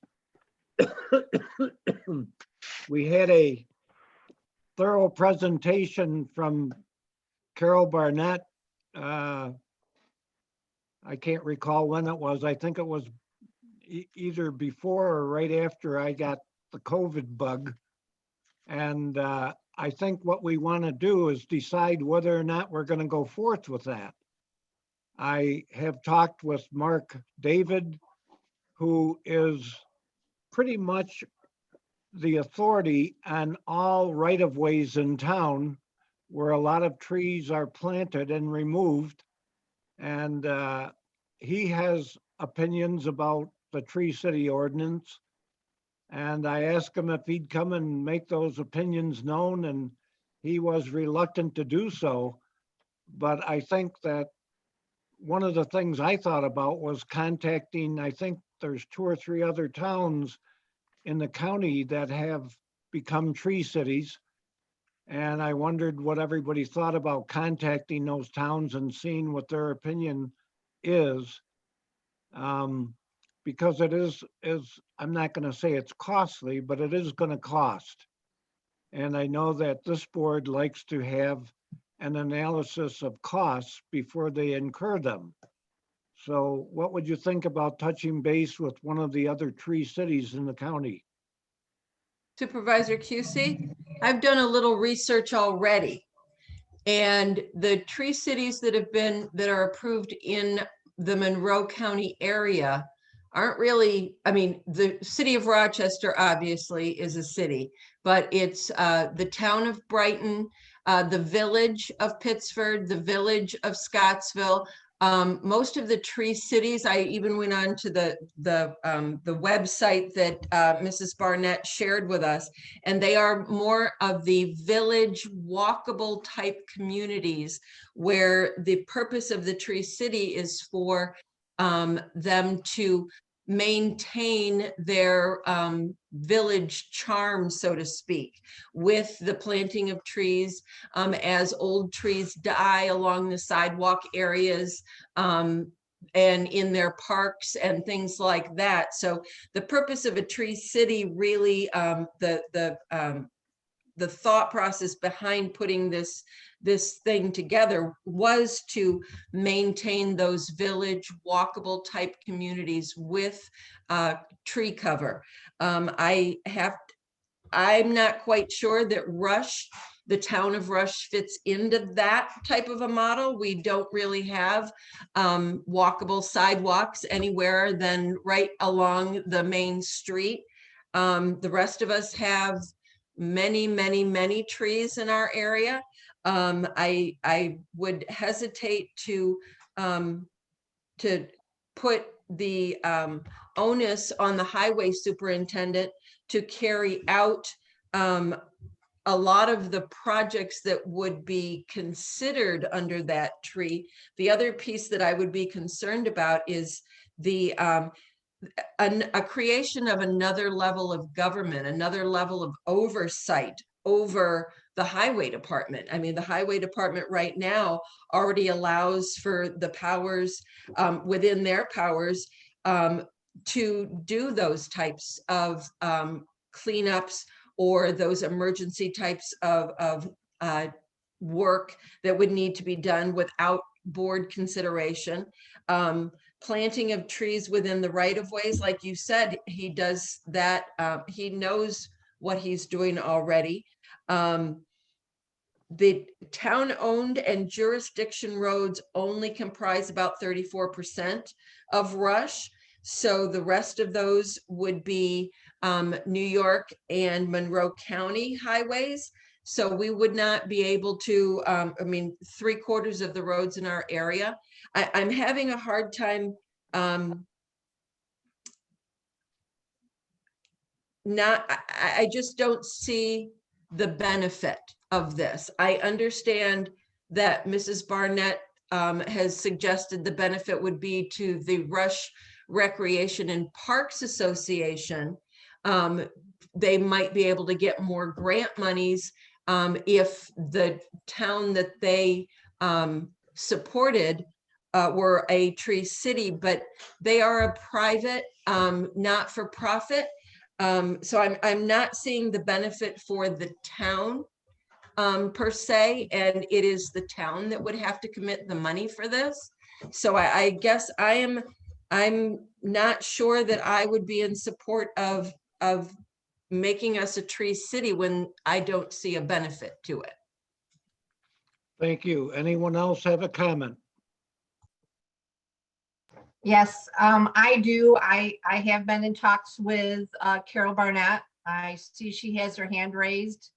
With the board's permission, I'd like to invite her to answer Councilwoman Wickerham's questions. They have sent us a very detailed set of information dating all the way back to December 9th, when they attended and did a presentation from their original proposal to the town board on December 3rd. So we're at the almost the 2.5, 3 month mark. So I by no means am an expert on this to be able to answer Councilwoman Wickerham's questions. So I'd like to invite, if that's acceptable, Carol Barnett to unmute herself and Sure. try to, if you can, answer Councilwoman Wickerham's questions.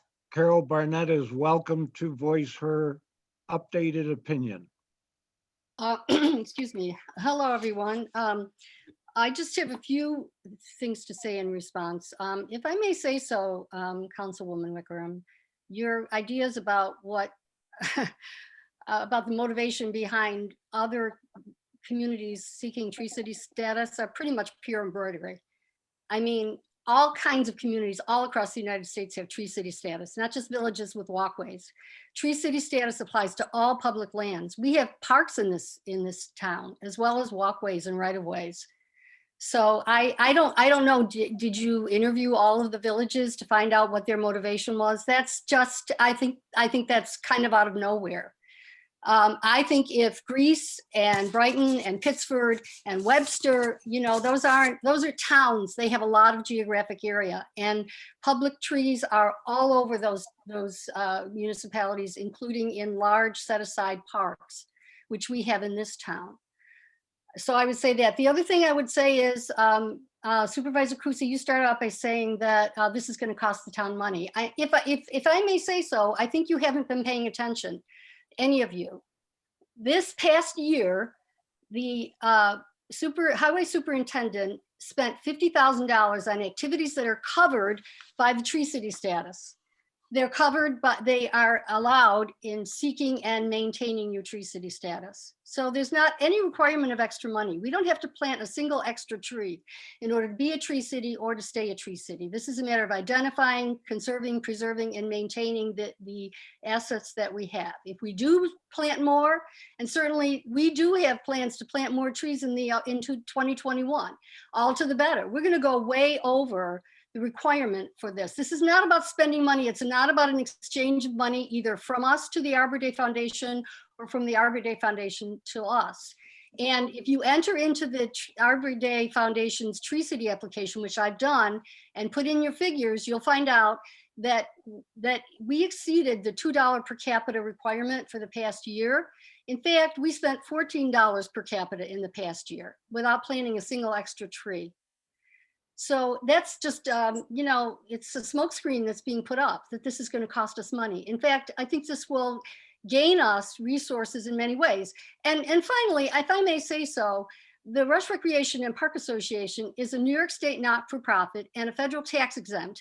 And anything that this so-called private organization does redounds only to the benefit of the town. There's no private benefit. This is only public benefit. It affects public lands. And I think it doesn't show an understanding of the partnership between nonprofits and governmental entities that's going on here. You know, we don't have any ulterior motive for wanting to plant trees and grasslands and to keep spaces green. We only want to improve the assets of our town. And if I may say so, if people came into our town and there was a sign that said, "Welcome to Rush, New York, a tree city, a tree community," I think that would make people more likely to want to come visit, more likely to want to buy a property in our town. I mean, you can't measure those benefits, but they're still very real. And, you know, just one final point, if you want to consult other communities, that's fine. I consulted the model statute put out by the Arbor Day Foundation. I also looked at the statute used by the village, by Scottsville and Victor, and I put together what I thought was a pretty stripped down ordinance for us to work with. You can consult all that you want, but we really, you know, this is before you in the beginning of December. It's been almost 3 months, and this is something that will help our town. It will help our organization, which is only trying to help our town. And there's a clock ticking. You know, we have spring to do this. And, you know, it doesn't have to happen, but, you know, it'll just delay for another year if you don't act on it now. And one final point I want to make. Mark David was actually, Highway Superintendent Mark David was actually very cooperative with us. He gave us figures on what he had done in the past year on trees that he had handled and so forth. I think he doesn't want any extra responsibility, and who would? The way we wrote up the ordinance was that he would be the director, but it doesn't have to be that way. I had a conversation today with Dave Watson, who's the chair of the Conservation Board. He's very supportive. He's very much behind this. And you certainly could tweak the ordinance in such a way as to make the chair of the Conservation Board and his or her designee the director of the tree program. I mean, I think there are other towns that do that. I believe Brighton does that. So there's nothing set in stone. And the thing is, you know, Superintendent Mark David may not want to do any more work, but he's already doing the work. We are already spending. And so I think people are afraid of something that's not there. I think that this is something that's only positive for our town. And I really would ask you to act on this and hopefully to put this into your calendar to make sure that we can have a public hearing in time for us to pass an ordinance. Because I just want to go forward, if I may, if you'll bear with me. There's 4 elements to this. 3 of them are practically in place already. The first element is a tree ordinance. It's the thing which we need to have in place. And I submitted it to the town board in December. I don't know if the attorney has seen it. It's not my place to submit it to the attorney, but it might be a good idea to do it if it hasn't been done before. Otherwise, we need a tree board. I can come up with any number of names of people who have so much to contribute to that. And those are only the people I know. That's not going to be a problem. The budget, as I explained to you, is not a problem. The Arbor Day celebration is not a problem because we've been having it for the last 3 years and we plan to have it for this year. So everything is in place except the ordinance, and I leave it at your tender mercies. Thank you. Thank you, Carol. And I want to add that I feel very disappointed that you think I wasn't paying attention, because I did listen to your entire presentation. I did get a copy of your proposal. I have read through that. I have additionally talked to other people seeking their input so that I could form an opinion on this. And I find that everybody I've talked to so far has a neutral opinion. And that's why this is before the board, because we want to decide on where to go with this, what to do with it. And your comment about me blowing smoke screens over the money, the fact of the matter is the town will have to fund this you can move funds around, you can move projects around, you can move functions around, but there basically will be a request to the town to fund this. Now, I know you're shaking your head no, but I know how things work. And I'm not saying it's a showstopper. I'm just saying I'm disappointed that you think I was blowing smoke. Well, I just wanted to give you equal treatment with everyone else because I pointed out, and it's true, I have a budget document, but I didn't want to send too many things to the town board at one time. But I think I had explained before, I think even in the presentation on, I believe it was December 9th, that the monies that would be required, we already spent several times over, and there's no reason that wouldn't continue to be the case.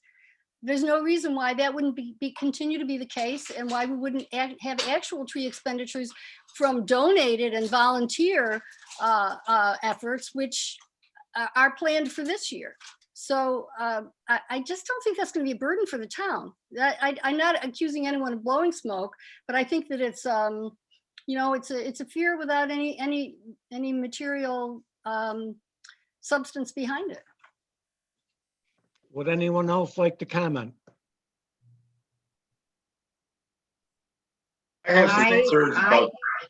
Make one comment in that a lot of people forget the fact that we're going from a 84% assessment, a 100% assessment, and it's going to lead to a bigger tax bill for all residents next year. That's a fact.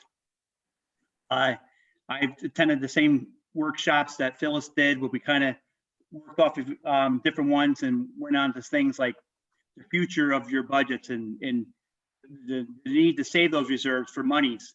And I know, Carol, you've indicated that it ain't going to cost us a dime, and we're spending $14 per capita already, and this is only going to be a $2 per capita. But if you just look at dollars and cents, and I'm not saying that your word is saying that it's not going to cost us a dime.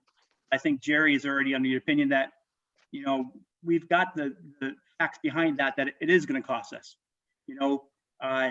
Increased accidents of canopies over roadways that are not safe because trees, and then you get a board of people that are doing highway maintenance for volunteer, not equipped to know what to do.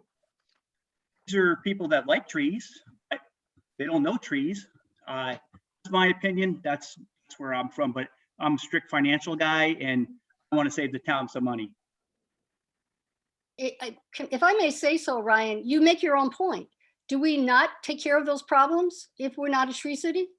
Of course we take care of those problems because those trees already exist. So yes, it's an expenditure. It's an expenditure that the town has to engage in as long as those trees are in existence. I just don't, if by some stretch of the imagination, we didn't see fit, somehow we had no maintenance, no brush clearing, no chipping and shredding, all of those activities that cost so much, satisfy the requirement. If by some chance we didn't want to spend money, what terrible fate would befall us? We would not be able to renew our status for the next year. It's not a contract. There's no penalty. There's no punishment. We're not obliged to do this. If we don't do it, they might not include us in their Arbor Day declaration the following year. That's the worst that can happen to us. Okay, thank you for that. Nope. Carol, one of my other concerns, and I know that, I've read your tree ordinance draft cover to cover, and section 2, I highlighted it and starred it because one of my concerns is that if we become a tree city, the town council will be delegating authority and responsibility for managing public trees to the tree advisory board. I guess my concern is that the tree advisory board will be establishing practices for governing the planting and care of the trees on public property and making provisions for the emergency removal of trees. You are right. We already do all of that, but the people responsible for that now do not have to go through an advisory board to get permission to do that. That I hesitate to abdicate my responsibilities as a town board member, as a town governing member, to an advisory board to tell our groundskeeper, so to speak, how to do their job.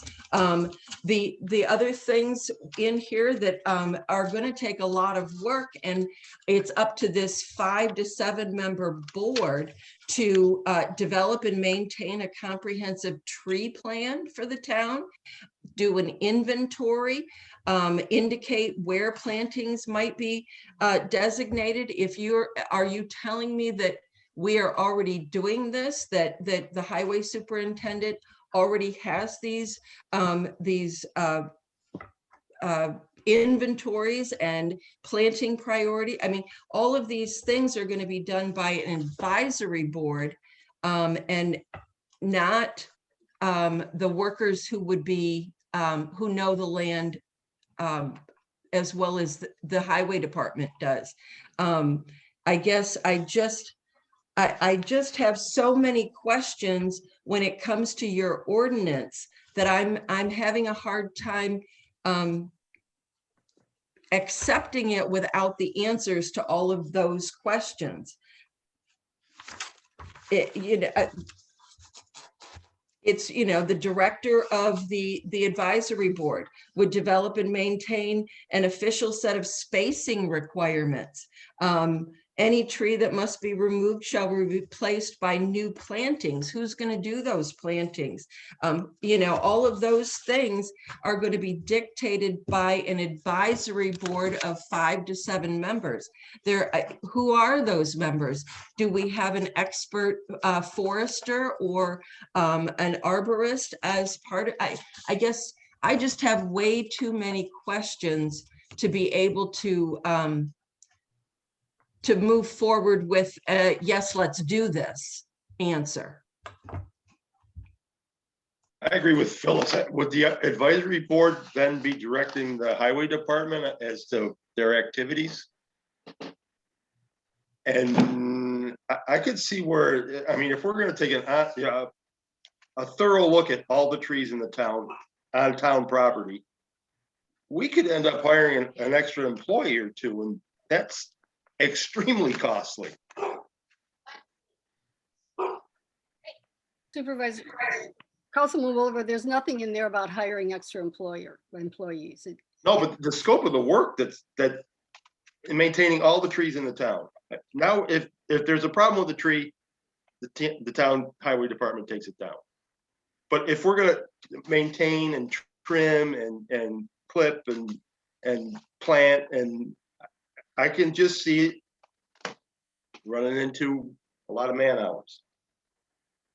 Well, those are volunteer hours, as suggested. Those would be volunteer hours on the part of the tree board. I don't think the town's gonna let volunteers trim trees in town.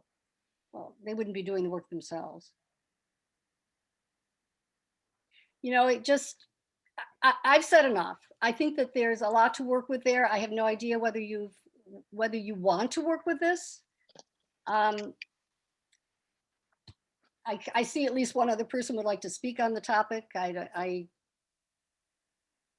And before that person speaks, if the supervisor allows it, I'd just like to say that I interpreted the ordinance as a starting point, as a draft, not as the be all end all, that this was something that we as a board in conjunction with the town attorney would work through to come to what is best for the potential adoption of this ordinance, so that our town can bring in grant money that would not be taxpayer monies and beautify our town and go along with the LWRP grant along the riverfront, which is all wooded, and enhancing that area along with any other areas in our town.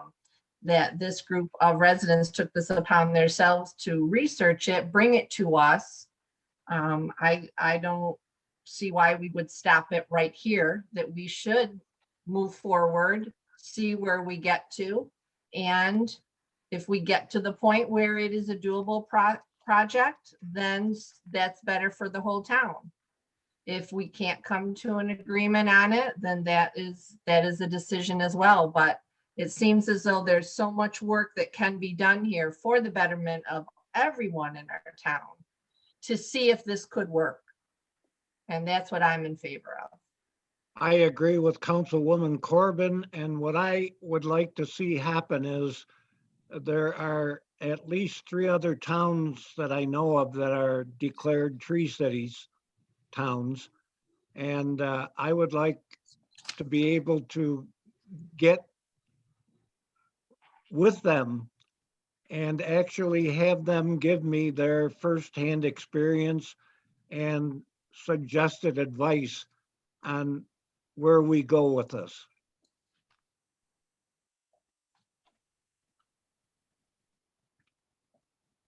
Any other I'm in favor comments? of that. I'm in favor of that. So Jerry, let me just understand.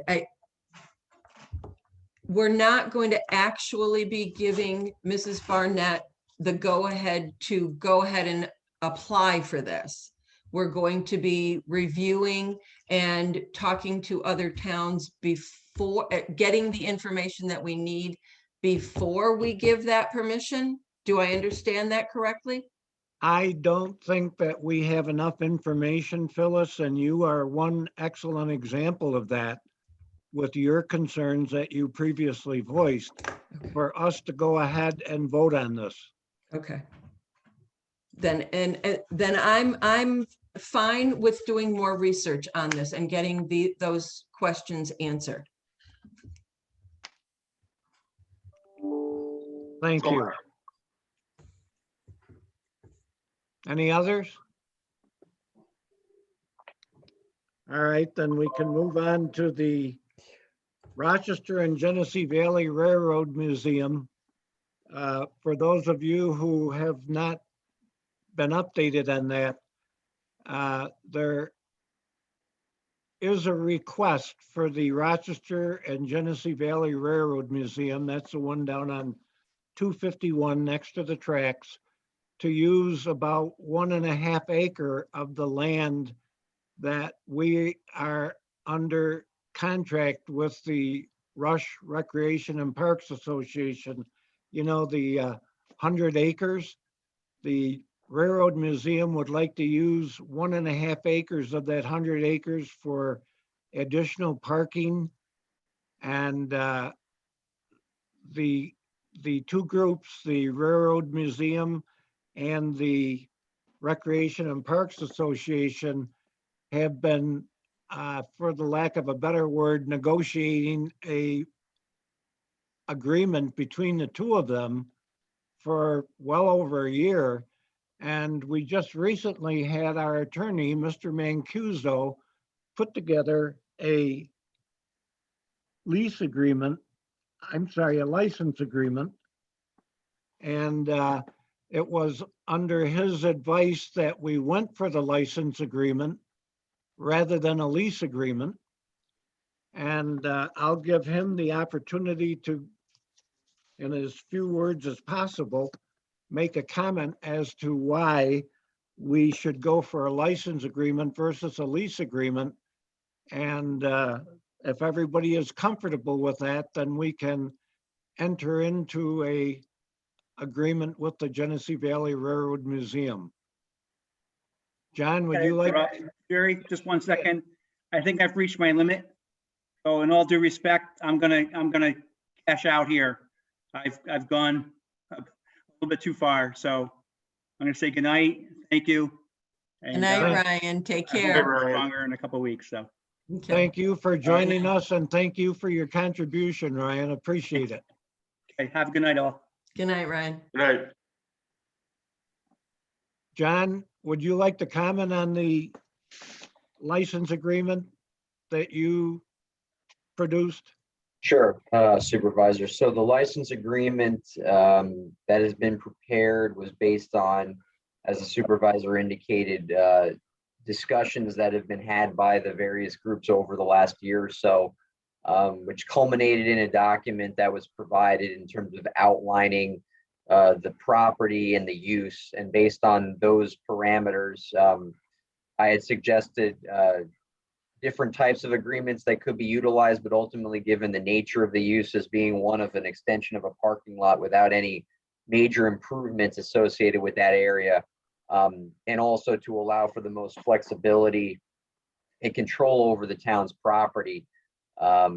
My suggestion was that the town consider utilizing a license agreement structure as it is done for other portions of the property over the years.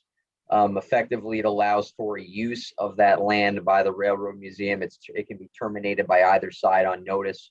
And so it doesn't necessarily bind either side to a long term commitment or one that would be irrevocable. And so the license agreement contains, many different parameters in terms of the use of the property, maintenance obligations, and things of that nature. But it is obviously flexible and subject to the parties' desires. And so I prepared one that I thought was at least representative of some of the documents I had seen. I'm happy to walk through some of the items if the board wishes for me to do so. Ultimately, what the town board needs to decide is whether they wish to proceed in this fashion, if a license agreement is what they would prefer. There are other types of agreements, and I could speak to those if the board wishes. And then discussing items like the fee, a license fee that would be generated, the term of the license, and whether or not there's any other conditions or things that I should know about that need to be memorialized in the document. Your proposed document and discussions that you and I have had have more than satisfied my interest in the matter. And I leave it up to the other board members to determine their opinion on this.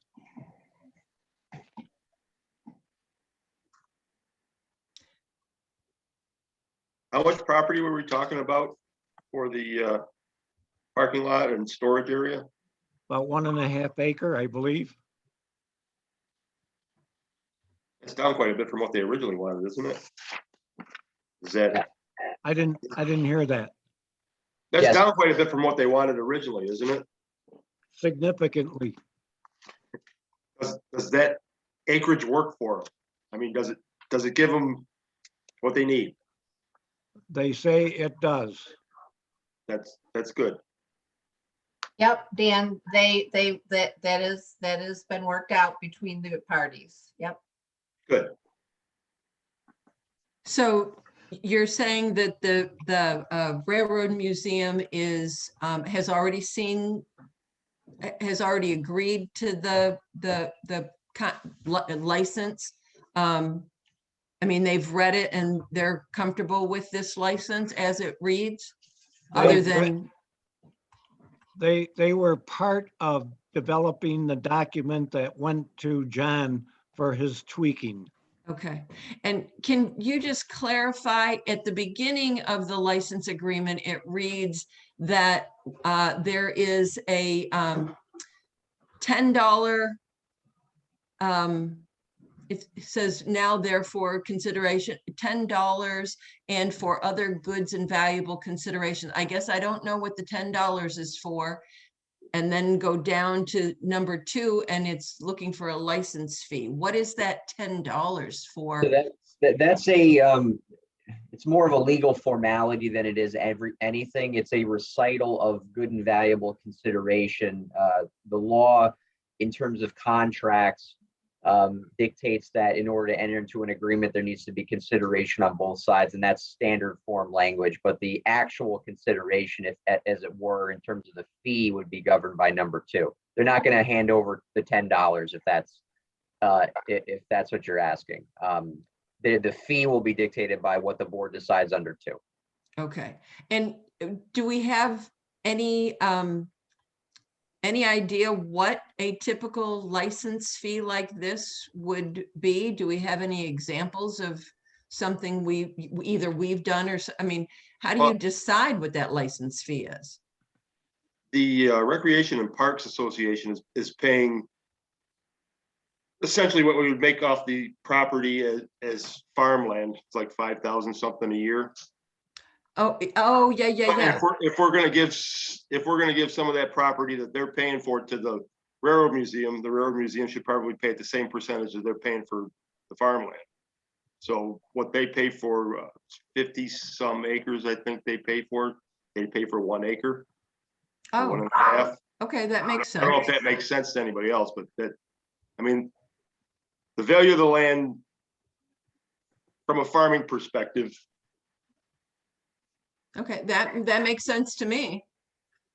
If I can just clarify, the land though that this license agreement falls under is not farming land. It's right? It's the steep I incline. understand, but it's part of that It's- whole piece. Right, Part of the 100 acres. right. It's part of the 100 Right. acres. So yeah, that makes sense, Dan. If you do a percentage of it, I mean, do it percentage that way. So who's the mathematician here that can calculate that out? John I Mancuso. think we also have to be very careful that again, I'm new to this, but does the Transportation Museum pay anything for their agreement? They don't, they pay $1 or nothing? $1. So I'm just saying there's a lot of different ways to look at this, Councilman Wickerham. There's not a straightforward answer. So how do we get to that answer? The general framework for value that the town has to receive under New York law is flexible.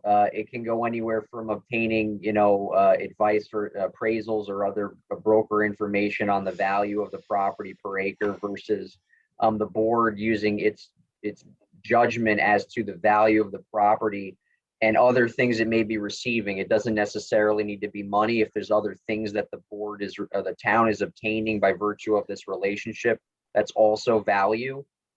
If it's usage of the parking lot, that's a term that was incorporated into this document that can be considered by the board. But ultimately, the standard is one of exercising judgment to obtain a fair value for the usage of town property. If they're gonna install a parking lot, it's gonna be used by both the recreation and parks people and by them. Maybe that's sufficient payment. I mean, they would be Right, and installing the parking lot. And lighting, and they don't pay anything for their lease right now they have, right? No.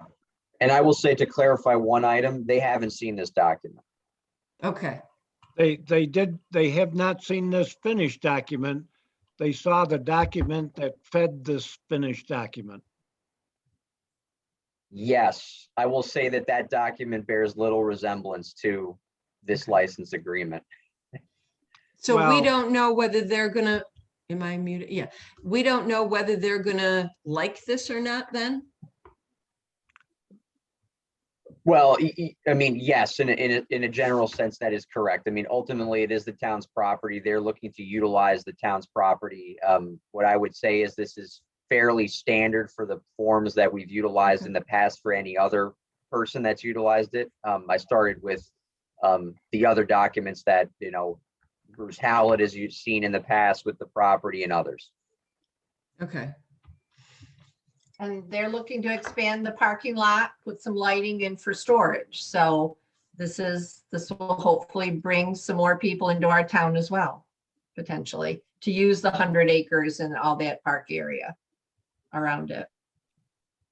All So what- true. so what's The your o- pleasure? The only restriction that they have, John, correct me if I'm missing something, is the use of chemicals to control vegetative growth on that acre and a half.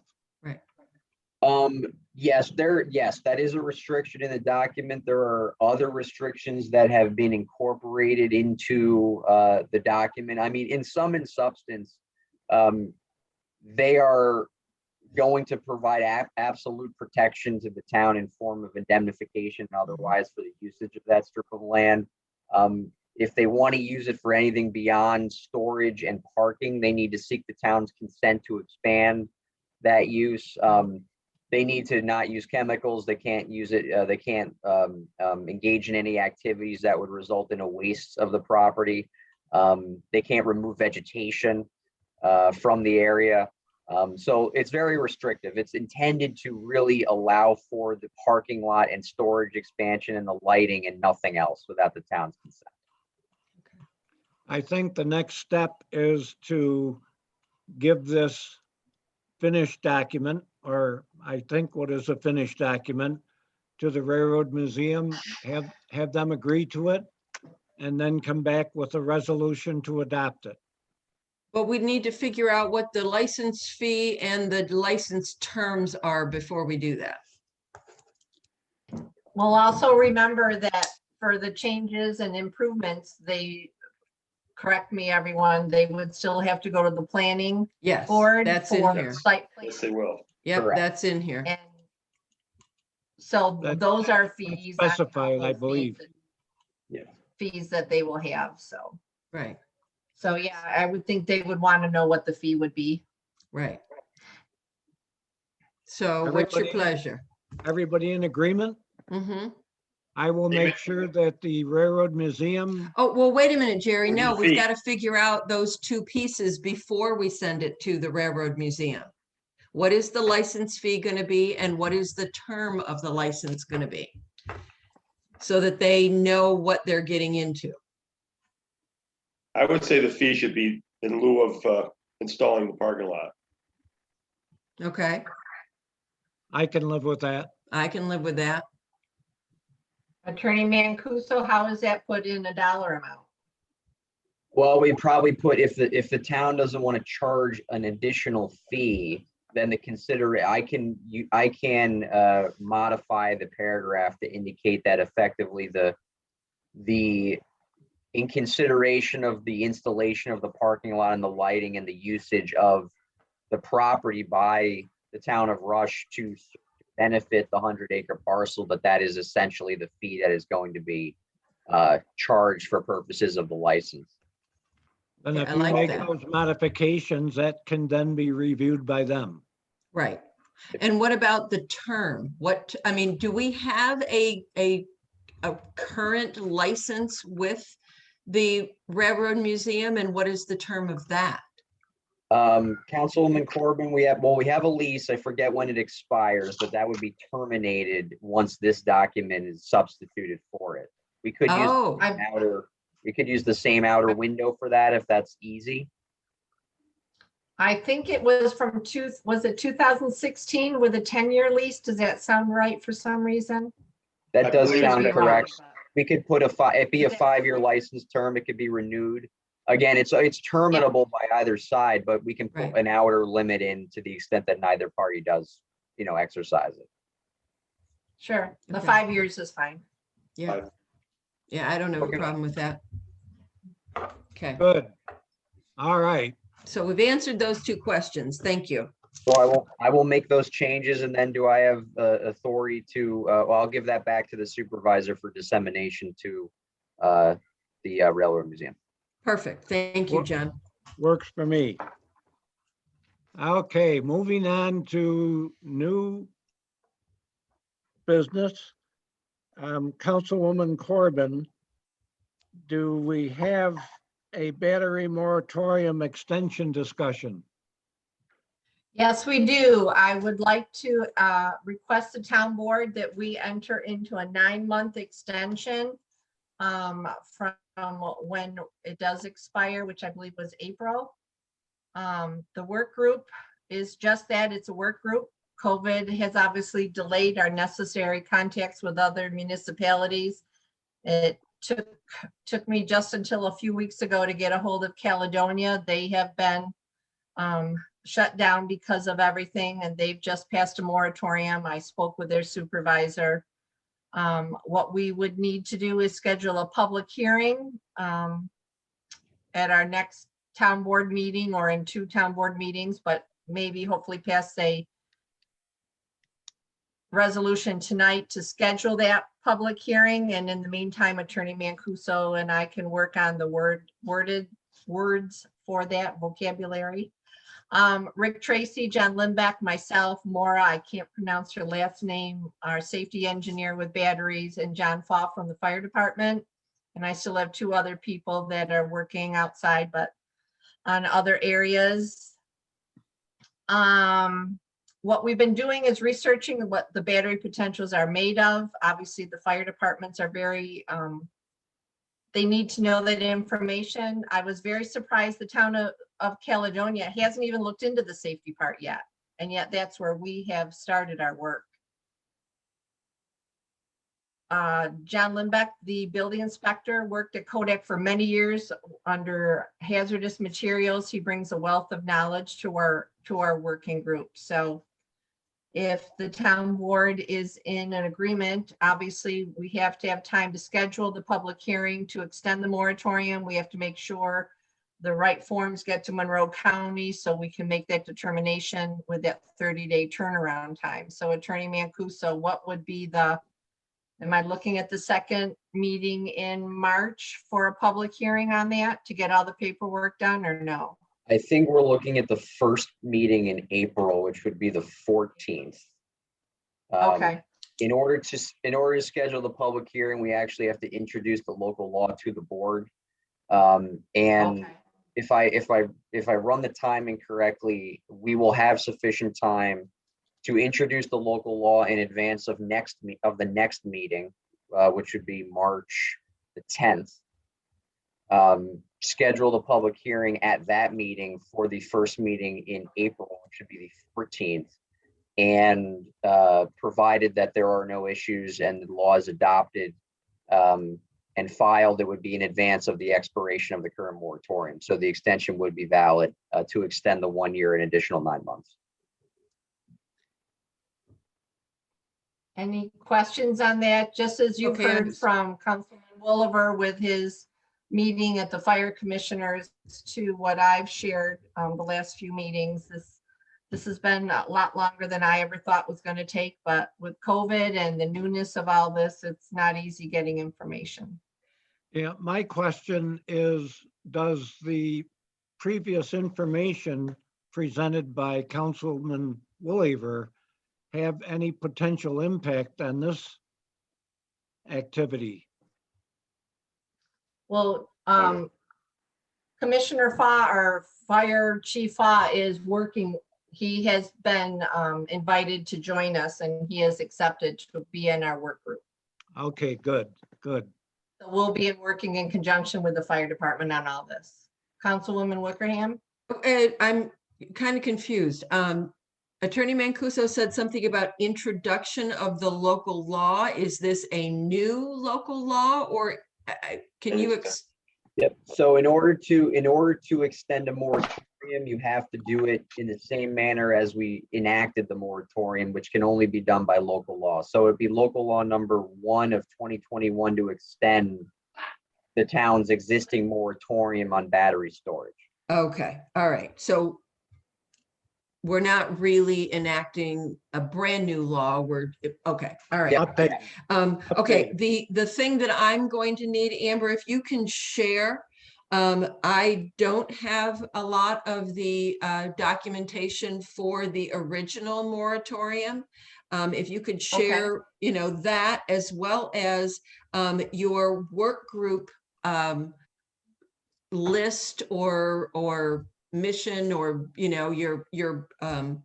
I'm not quite sure what the charge of the work group is, and a list of the members, so that I'm a little bit more familiar with that. So if I'm ever asked, I can answer someone's question about who's on it and what you're charged to do. I'd appreciate that before the public meeting. Phyllis, we passed a resolution when it was first adopted with the charge of the battery moratorium work group. So I'll be happy to get that to you in the next couple of days. Perfect. And probably Ryan doesn't have it either. So if you could share with him as well, that would be wonderful. Will do. Okay, those are my only confusing questions. Are you out of your state of confusion? Probably not, but it's getting late. You're getting close to my bedtime now, Jer. Oh my. All right, does anyone else have any comment, question? Okay. It's not Supervisor, I apologize, it's not on that. I just wanted to remind the board that we still have an open seat on the Board of Assessment Review that got brought to our attention, and I don't know if we have come to a decision on how we're going to fill that position.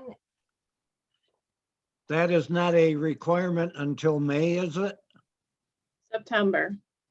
September. So we, No, the Board of Assessment Reviews in May.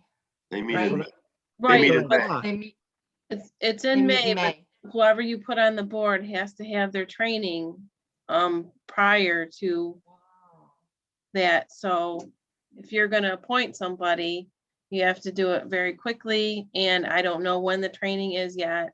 Office of Real Properties has not suggested even proposing when the training would be. I'm just obviously concerned after hearing the assessor's presentation last board meeting with, he's probably expecting quite a few challenges to assessments. So I just wanted to make sure that board was, I guess we can do some homework on that.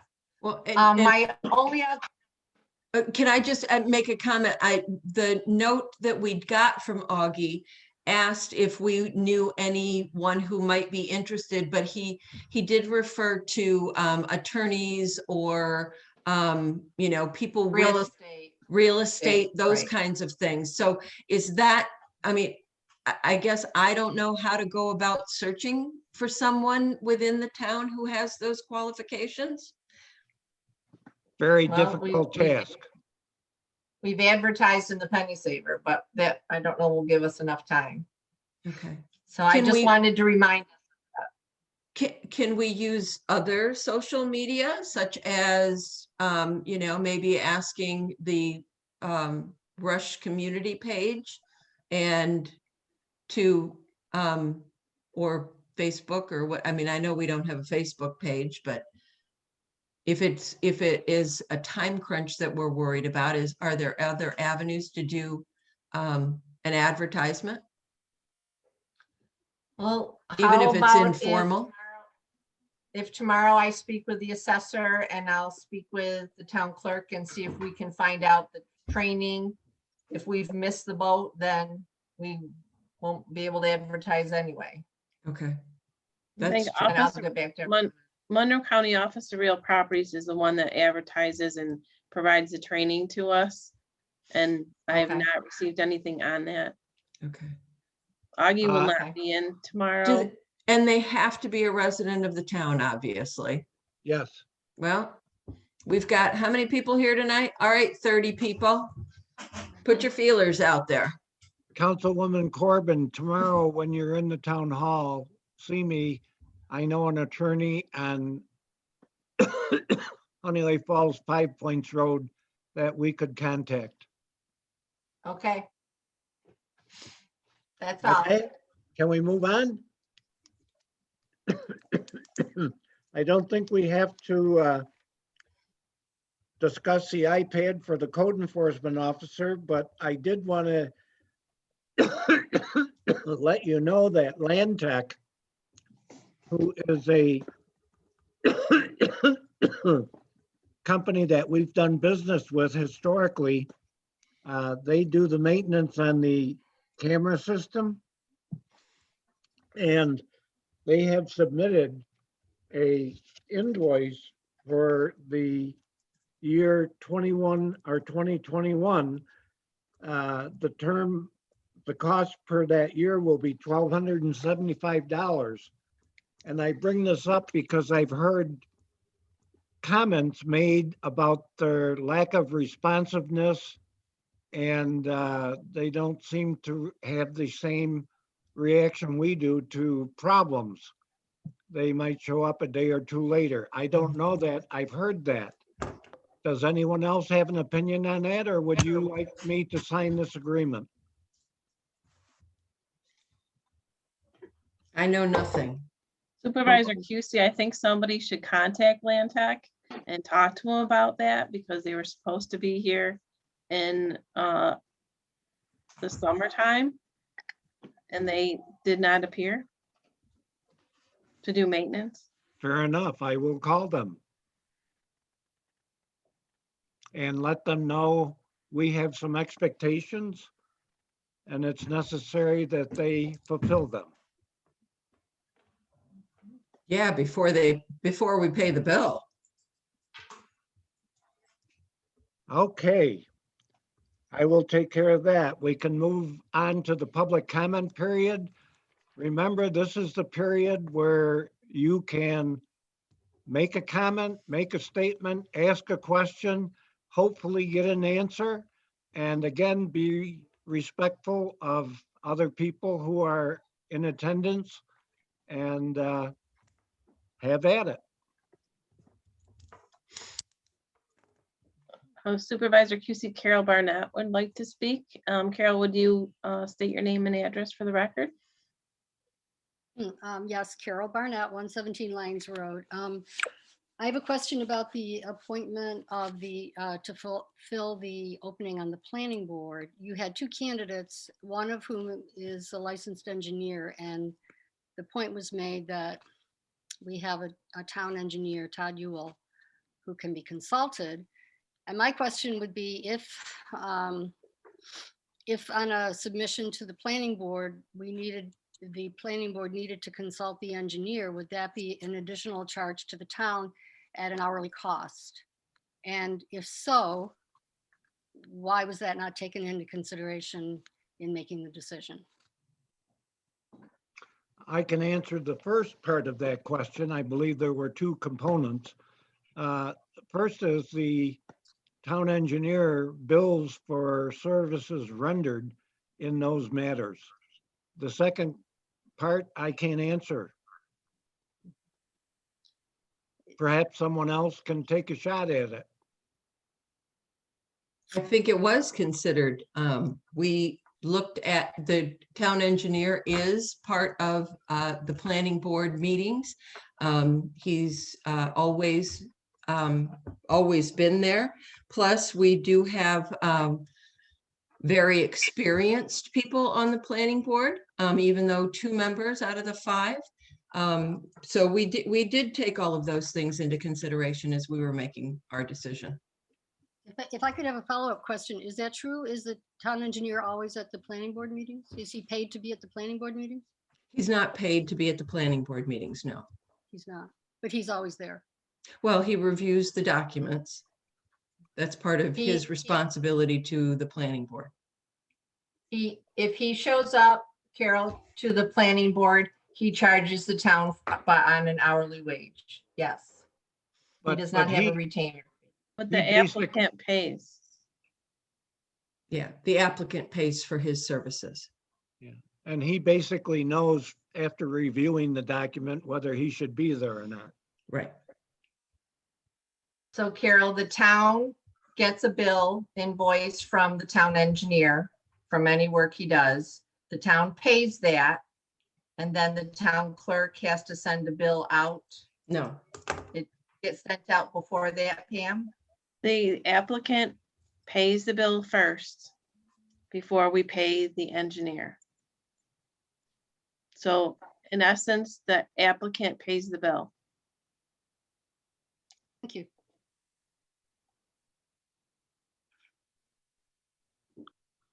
Thank you, Carol. Anyone else? Yep, there's people waving their hands at us. Janet Glocker and Catherine. All right. May I speak? You sure can. Give your name, address, no social security number. Thank you. My name is Janet Glocker. I live at 791 Rush Henrietta Town Line Road.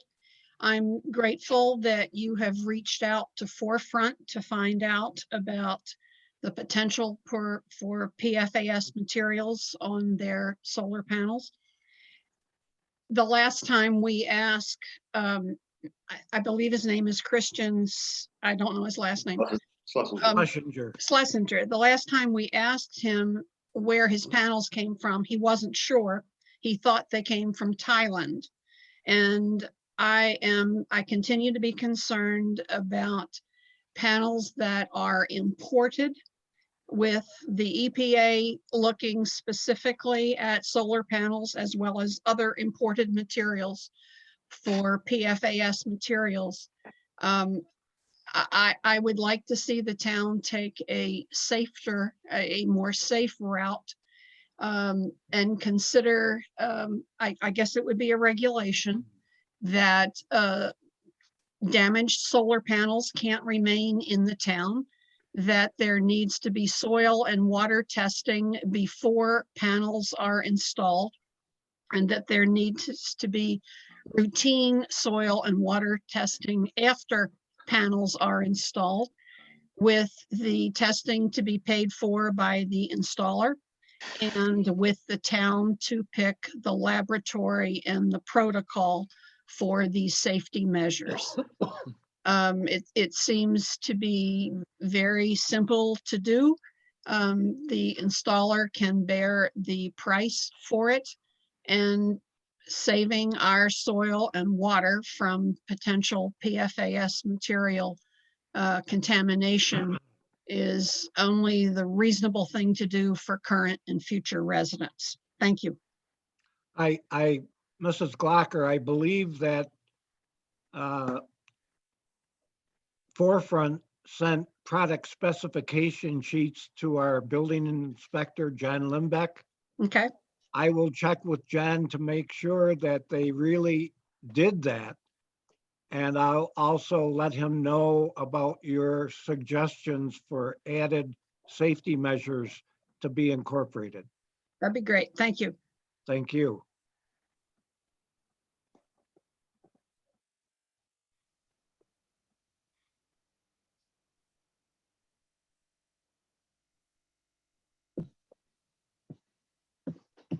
I don't see anybody else waving their hand, do you? I thought you Catherine. said Yes. Mrs. Catherine Hankin. Hankin is. Catherine Her hand up. Hankin has her hand up. Okay. Thank you. 2 points. One, we had tried last year for an Arbor Day grant for the town. It would have gone to the town. And we were rejected because the town had already received an Arbor Day grant in 2017 when Kathy Frank was supervisor. Well, integrated into that grant that's managed by the New York State DEC is a commitment by the town to become a tree city, work on becoming one. So I think we've really pursued that, but we would have received extra points on our application to the DEC if we were either started with a tree city, and based on what we found in the record, we said the town was committed based from 2017. We're realizing that commitment. So I think that's very important to understand, that we do not, to Council Member Woolever's point, we know our inventory of trees. We have 8 acres over at Cola. We know we have 40 acres over within the Rush Riverside Refuge. We know the trees because we can have an aerial view. We do not have much parkland in our town. We don't meet the minimum that most communities have. But it's really critical to understand there is no new money. There's no tax dollars. The Rush Recreation and Park Association has made a commitment that we're not going to cost the town any money. We have received more than enough donations for our first year, more than enough donations for our second year. And that's one of the goals, is to create a park with trees. So this is just an opportunity. The second is a real concern about having anybody on the planning board, which I certainly am very familiar with because my husband and I had to go to the planning board very much, and we truly appreciated having the expertise of John Felsen and John Borelli, who were so knowledgeable, so skilled, had such high level of competency. So we appreciated their input, and the town engineer is very important, but he is not a decision maker. And by the law, he cannot be a decision maker. He is a resource to the applicant, and he's a resource to the board. But most important, every planning board person, once this COVID pandemic is over, must be there in person to vote. Just like the town board will go back and the emergency powers of the governor will be gone and people cannot vote in absentia. And a planning board member must be there 75% of the time. So if we're going to go down this course, we better expand the town planning board, which would require a statute to supersede the law, but towns do that to make sure that we have always 5 people, because we will be open to lawsuits if we do not have 5 people being invited to come to that planning board on a regular basis, and that the town board knows ahead of time that somebody is not eligible for 3 months. You cannot plan on applicants being delayed because by rights, they have a right to get to that planning board if they put their materials in on time. So it's very important for the town board to take all steps and precautions to make sure that the planning board, which is independent, and the zoning board, which is independent of the town board only puts people on those boards who can do and follow the policies and the practices of the town board. Please do not leave a planning board with a knowledge that you have vacancy for 3 months of the year. That's a problem for our town. So you've got alternatives, but we certainly cannot depend on the town engineer to be a member of the planning board. No decision-making there. And we cannot, in good faith, go forward with knowing that we have a planning board member who cannot be there for 3 months every year. So let's make sure we do the right thing to make sure we have to make sure that we have people there to make the decisions that need to be made. Thank you very much. Thank you, Catherine. Bill Darren is the next person that would like to speak. Welcome, Bill. Greetings, how are you? I speak to you Well. live and direct from a long closed office in beautiful New Brunswick, New Jersey, a pharmaceutical marketing firm that was shut down by COVID. And in order to adapt, it took them approximately 2 months to completely conform their whole system to laptops, to get everyone to their homes so they could work and continue to grow their business. And I believe that they're probably more productive now than they were before, a little less water cooler chatter and whatever. I thank COVID for the ability to kind of join you from this distance. I'm a absentee landlord of 2097 and 2107 Rushmondon Road. My mother left me a lovely large oil tank in the front yard that had to be removed 5 years ago, and I've spent about 5 years restoring the properties and have tenants. Forgive me, I may be appearing more often because I, being a New Jersey resident, don't have an ability to vote in the town. I'd like to say that I've been away a long time. I haven't lived in Rush for many years. I have basically reached equilibrium, though. I now am officially 29 years old with 29 years of experience.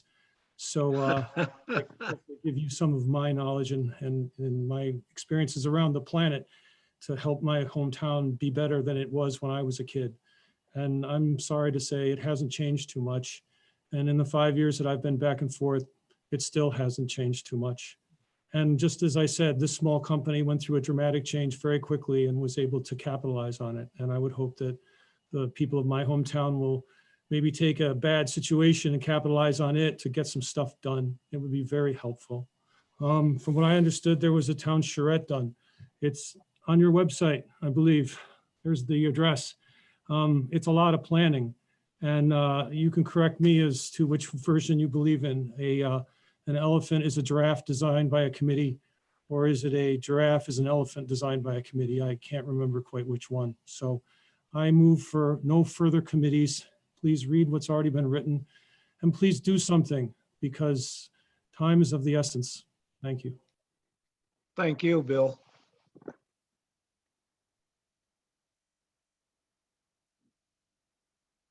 Anyone else? Yes, Jeffrey Warner is in, would like to speak. Have them speak. Good evening, everyone. So this is Jeff Warner, 8427 West Henrietta Road, Rush, New York. Can you hear me fine? Yes. Ken? Okay. So I'd like to, I guess I'm confused about the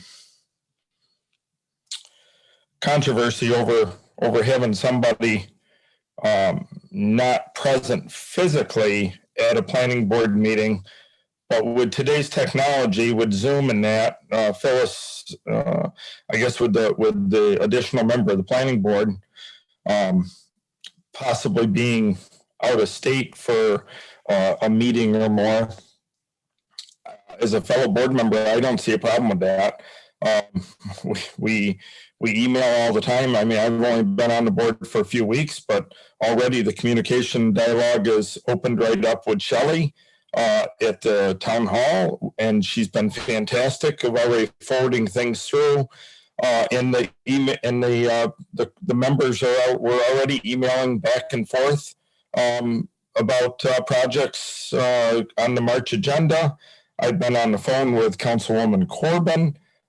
So I guess I don't see a problem with the new member possibly being gone for a meeting or two.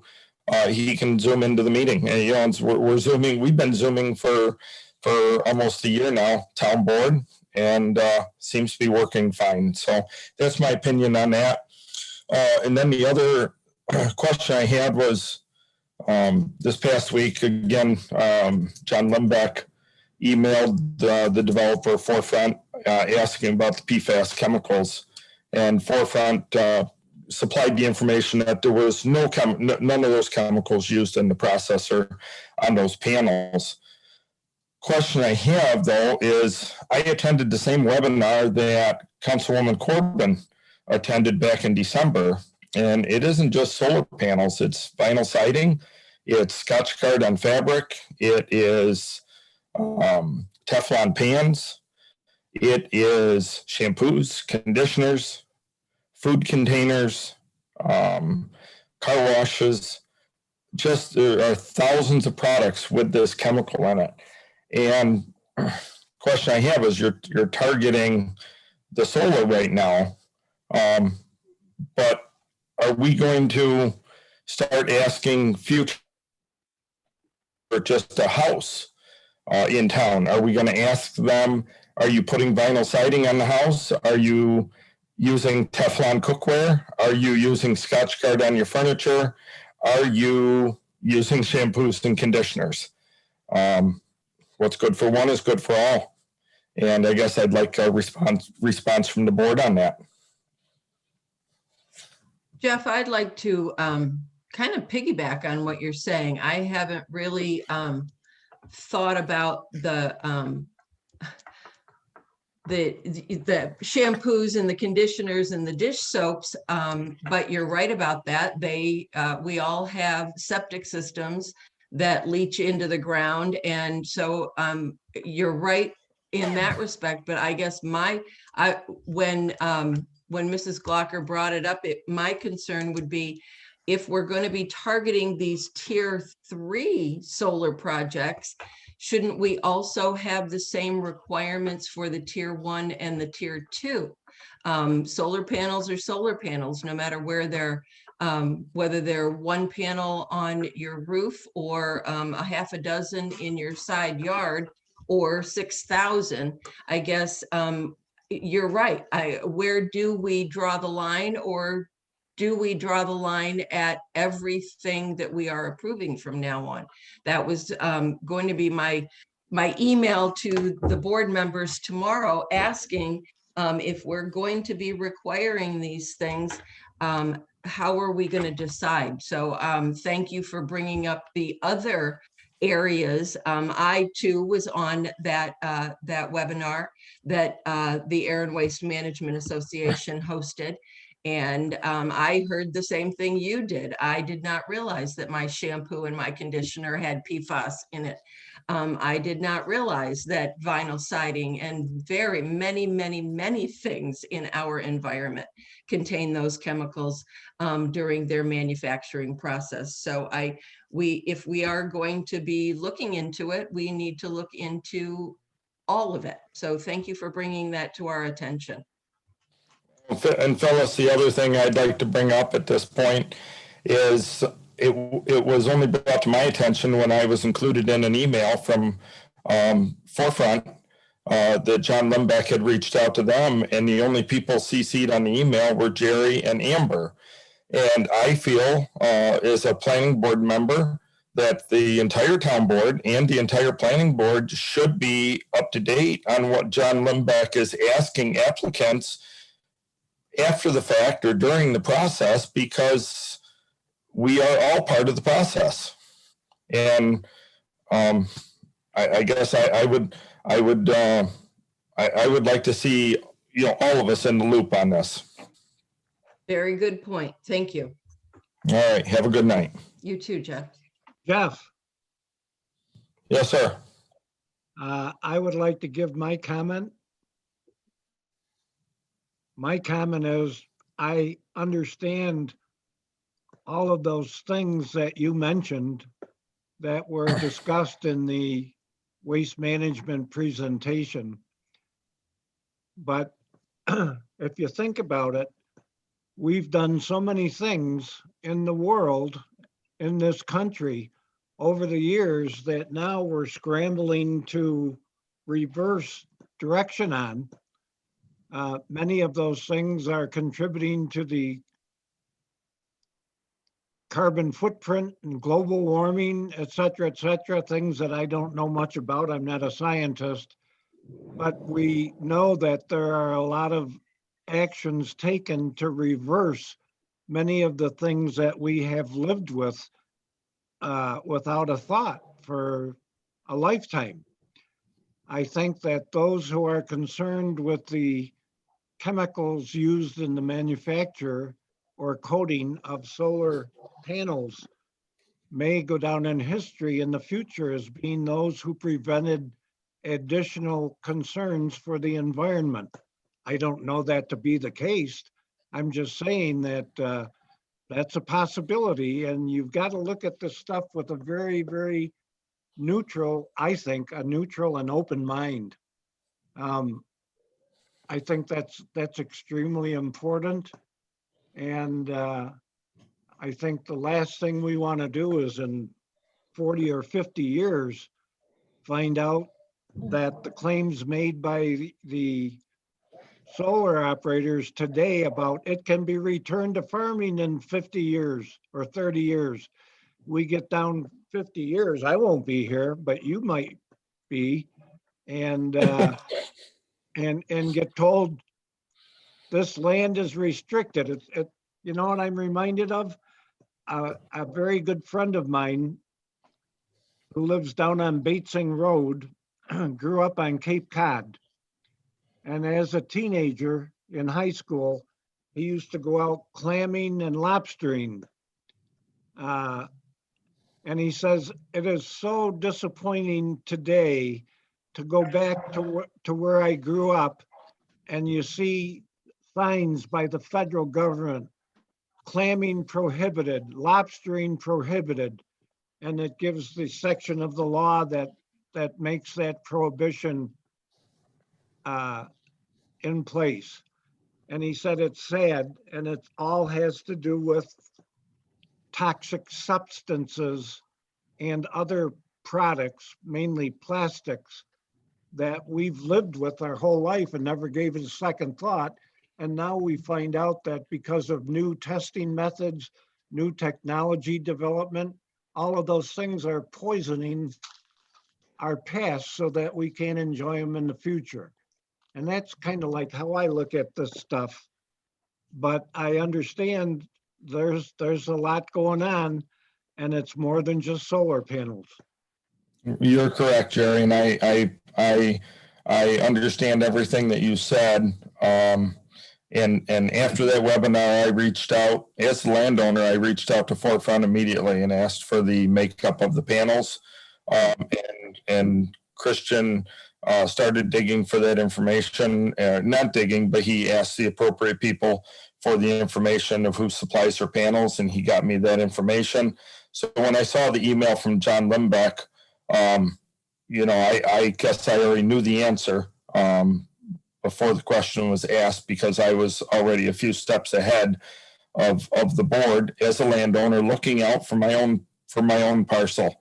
I have no intentions of moving or the family selling that farm. My children want the farm, and believe me, I want to leave it in excellent shape for them, and make sure that land stays in the family.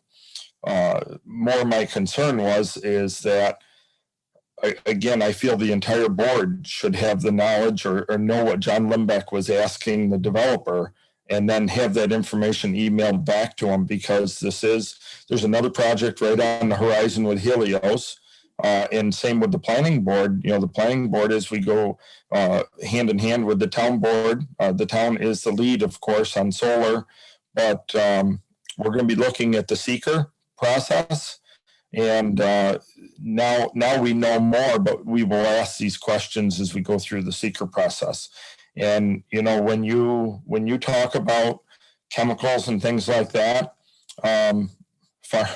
farmers, sometimes get the bad rap that we just pull the sprayers out of the barn and we just fog everything until it's dead and make it look pretty. Well, that's quite the contrary.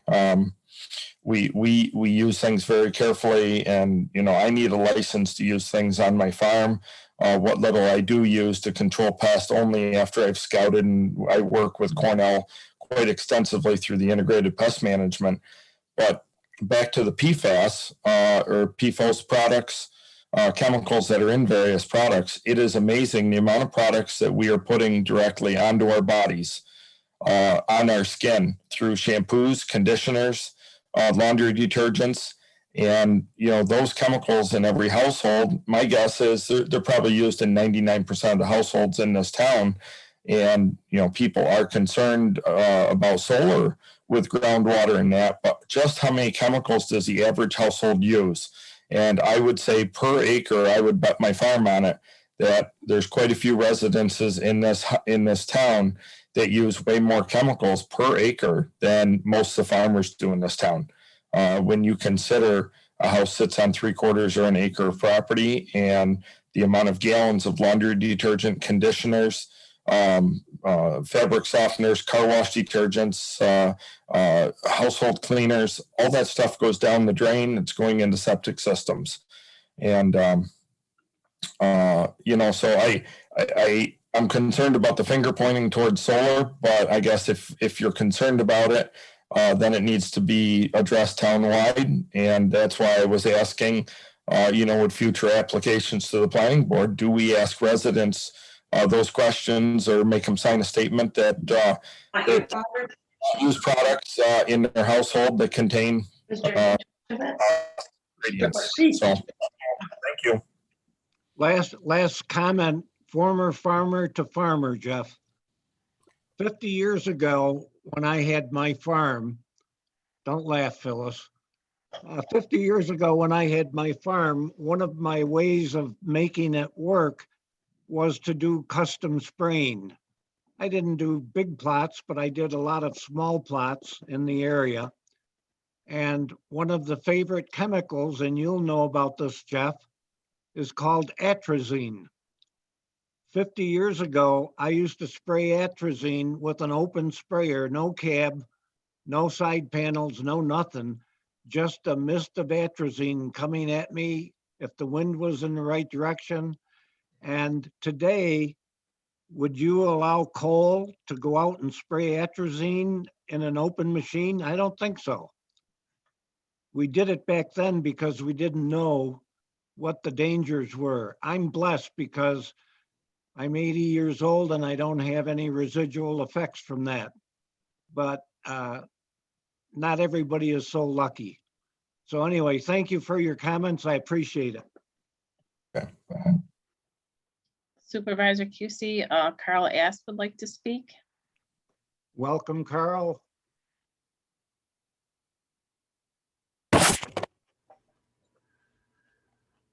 Janet, did you want to go first? You were waving your hand. Thank you. I would just comment that I've seen numbers that there are as many as 1,000 different PFAS compounds, and most of them are not dangerous. However, there are PFAS compounds on solar panels which are dangerous.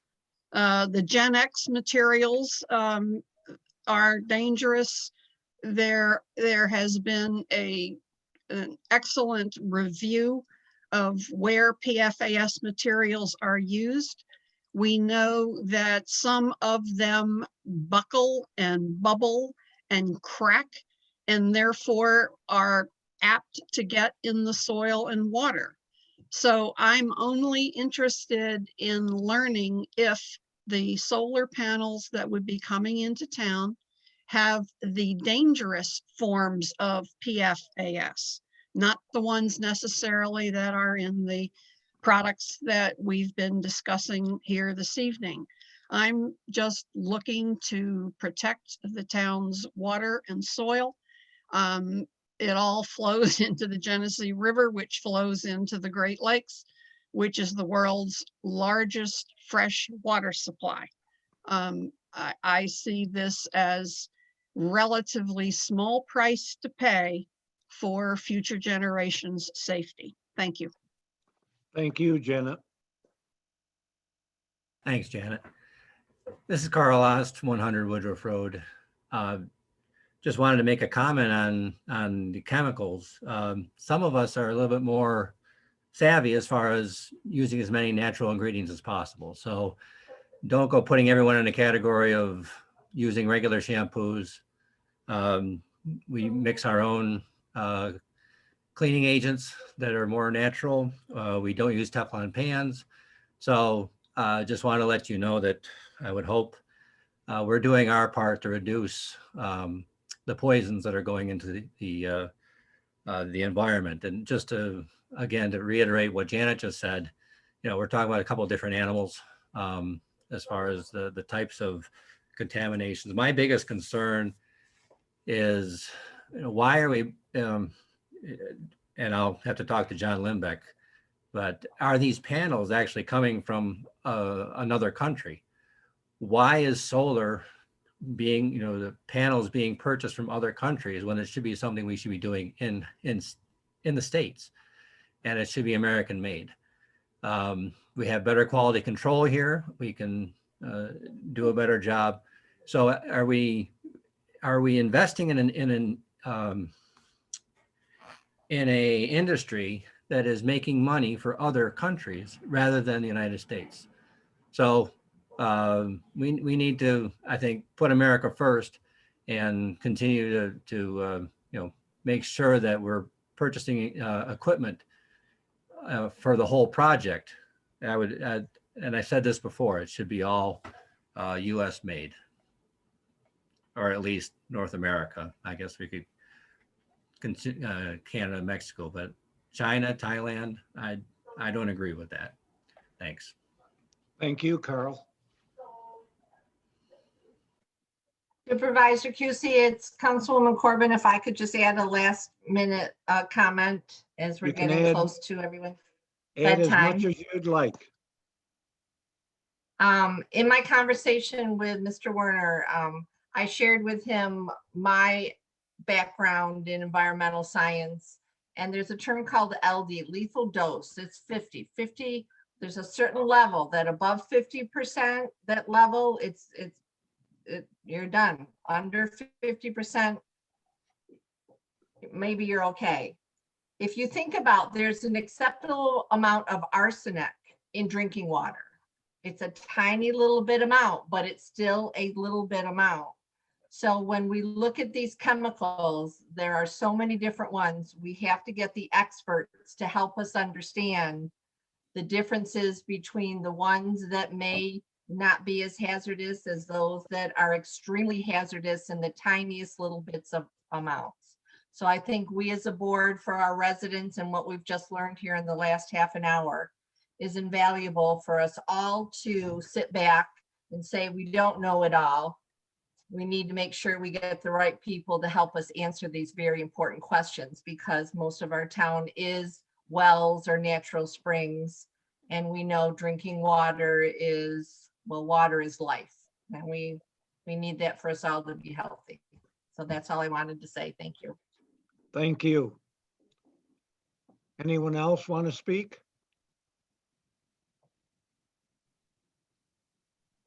Does Don Eichenhauer want to speak? Sure. I will set it up here. All right, can you hear me? Yes. All right.